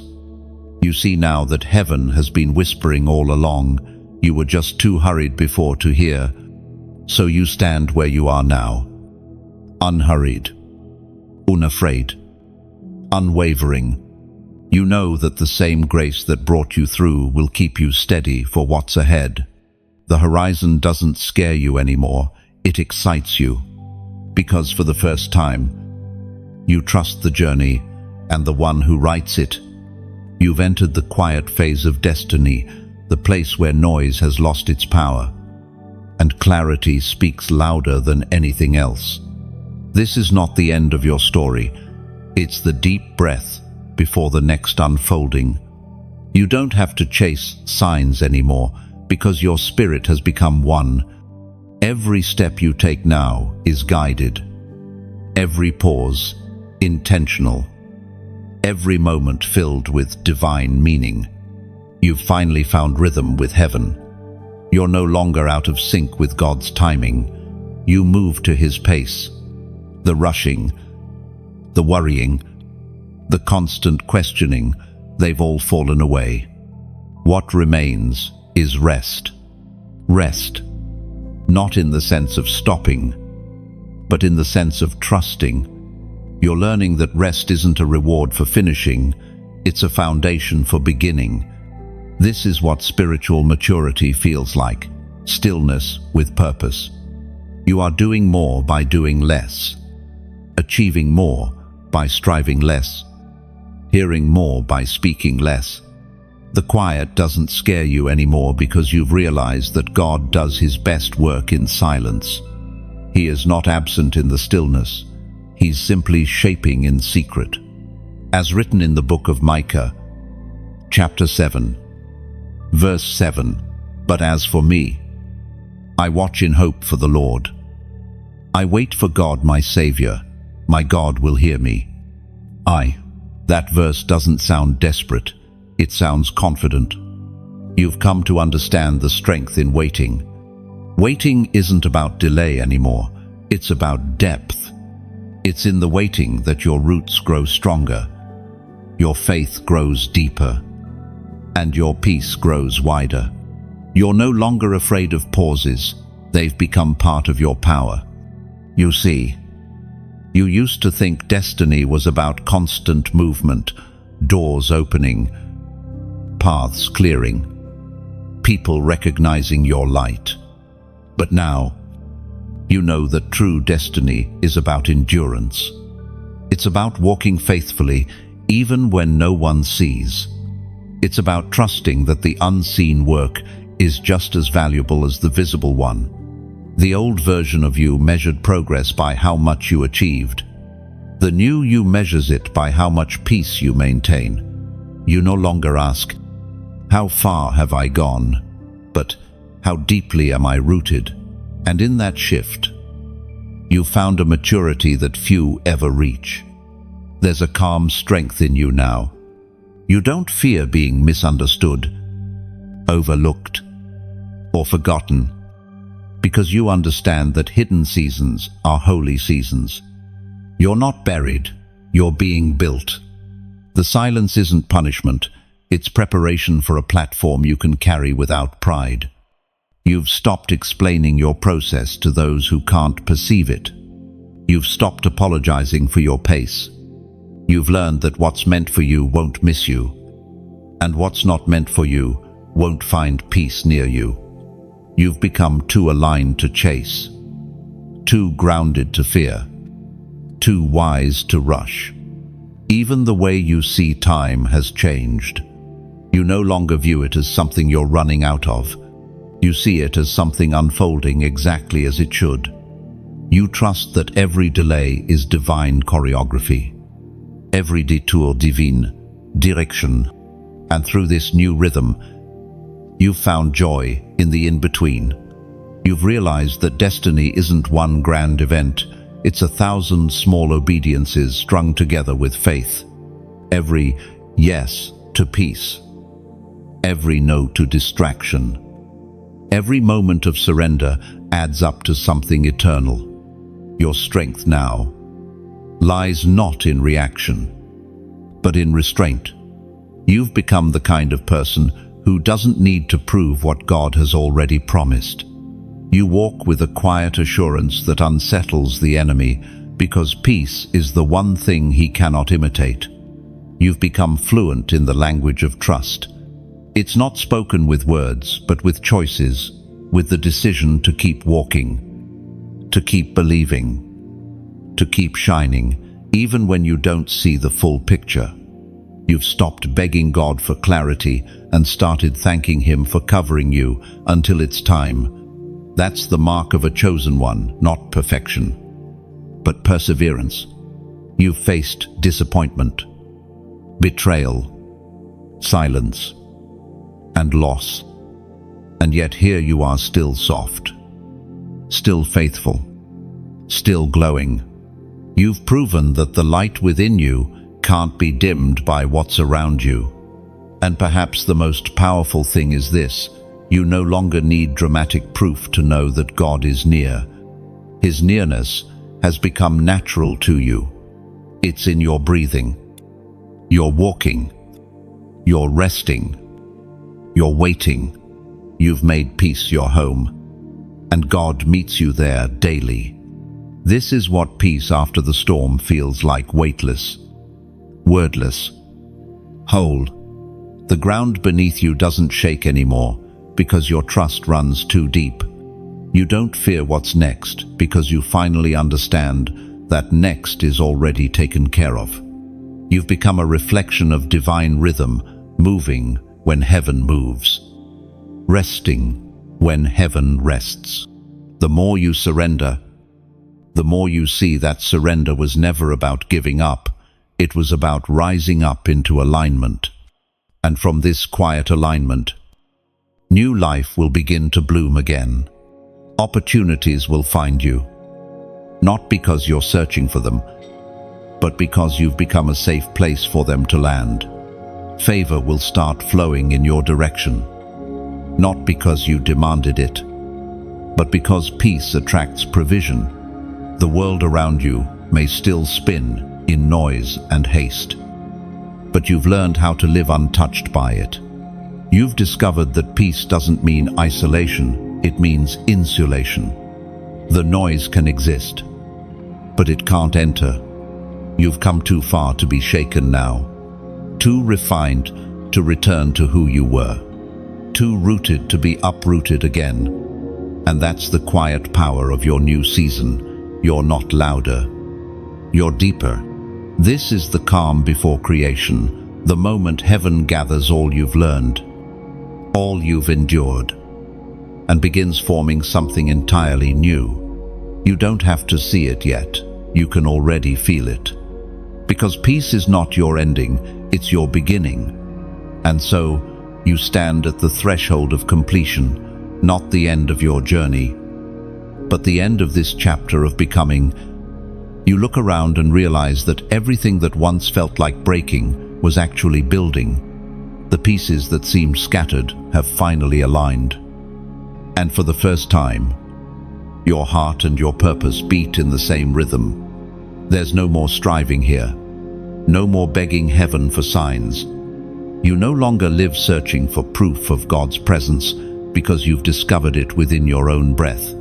The same peace that carried you through the valley now crowns you on the mountain. You've learned that God doesn't only dwell in miracles, He dwells in moments. The quiet, ordinary, sacred moments where faith becomes second nature and gratitude becomes your language. You no longer need to be rescued, you are the rescue. You've become the answer to prayers you once cried out. The strength you were waiting for was growing in you all along, silently and steadily. Through every trial that tried to end you, as spoken in the book of Haggai, chapter 2, verse 9, the glory of this present house will be greater than the glory of the former house. And in this place I will grant peace, declares the Lord Almighty. That promise now rests over your life. The glory of what's ahead will outshine what's behind. The lessons you learned in loss will make your victories shine brighter. The tears you cried in the dark will water gardens you haven't even seen yet. And peace true, enduring, eternal peace will be the foundation of everything that comes next. You used to think peace meant safety, but now you know it means strength. It's not the absence of challenge, it's the confidence to walk through challenge without losing your song. You've been through the kind of breaking that doesn't leave scars, it leaves wisdom. You no longer see pain as punishment, but as preparation. This is what wholeness feels like. It's not loud or glittering, it's quiet, grounded, and sacred. It's the moment when you realize you don't have to prove, push, or perform anymore. You just are, whole, enough, chosen. You've come to understand that faith isn't about seeing, it's about still believing when you can't. It's about trusting that the same God who wrote the first line of your story will also finish it beautifully. You've stopped trying to edit what heaven authored. You've stopped resisting the pauses and started appreciating their purpose. Now, you move through the world differently. Every conversation is more intentional. Every decision more peaceful. Every response more measured. You've replaced reaction with reflection. You no longer let the world's pace dictate your own because you walk by rhythm, not by rush. You've also realized that peace doesn't isolate, it illuminates.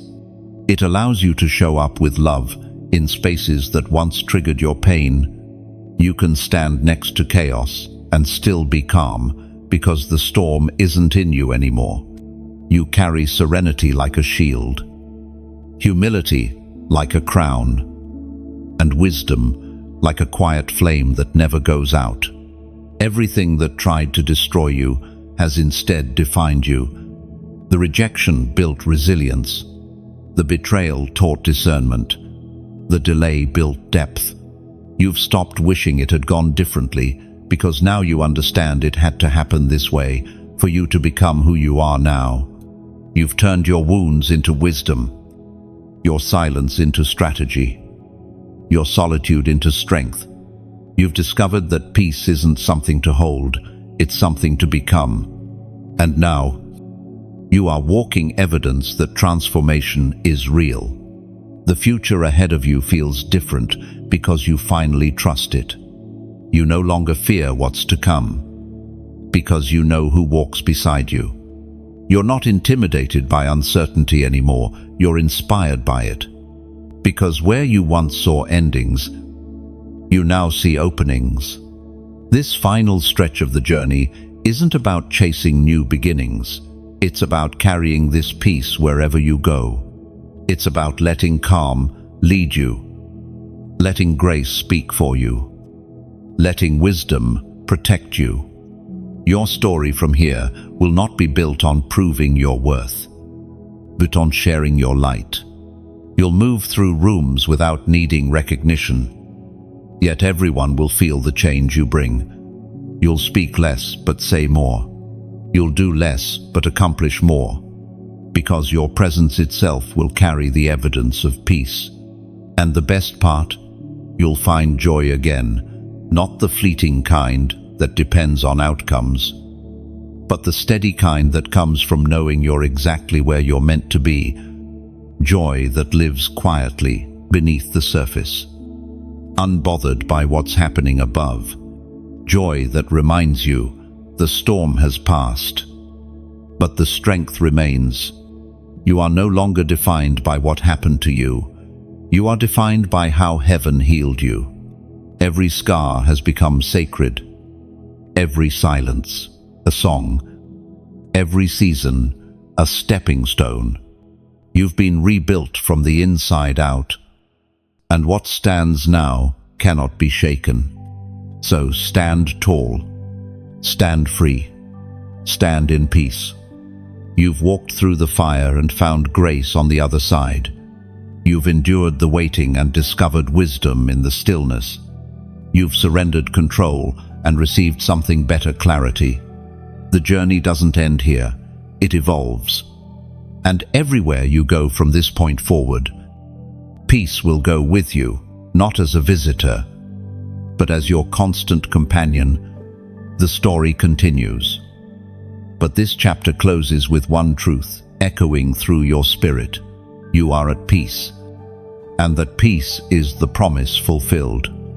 You've reached the end of this journey, but not the end of your story. Something inside you has shifted. You can feel it. The air feels lighter.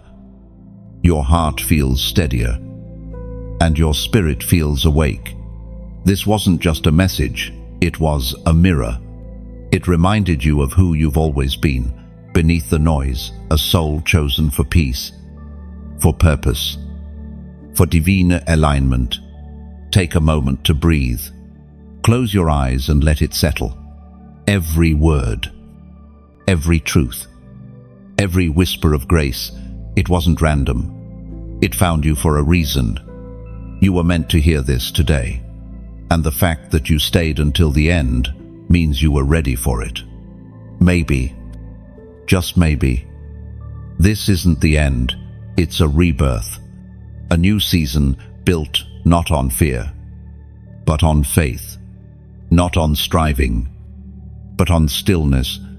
You've walked through chapters of confusion, heartbreak, and waiting. But look at you now. You are whole, calm, and carrying light that the world desperately needs.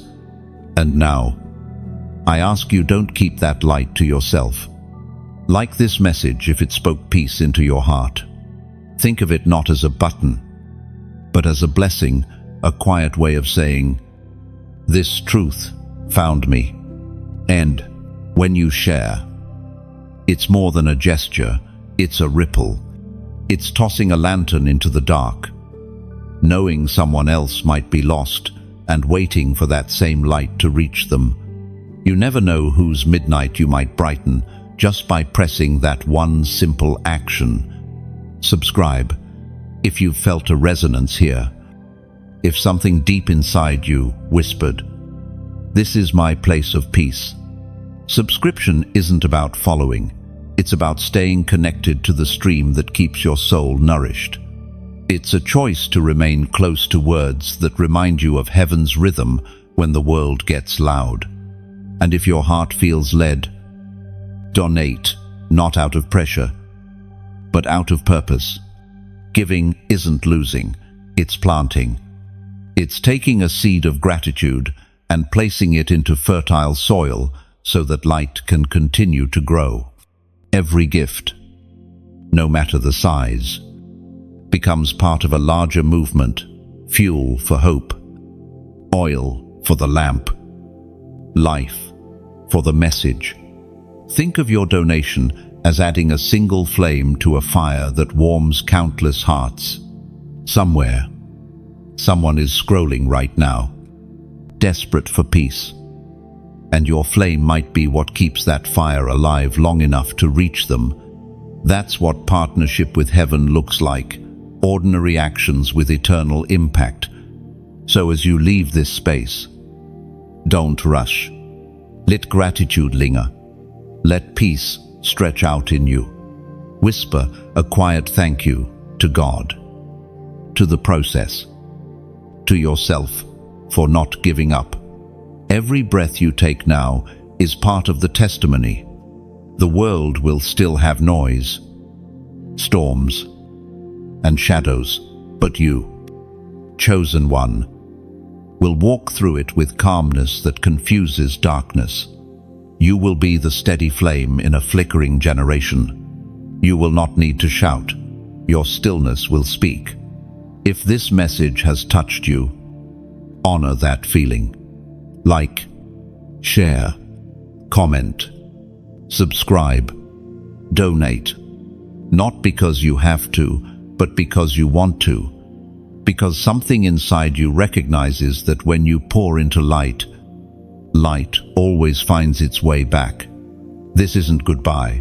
It's see you in the next season. Until then, stay rooted, stay radiant, and remember, peace isn't something you wait for.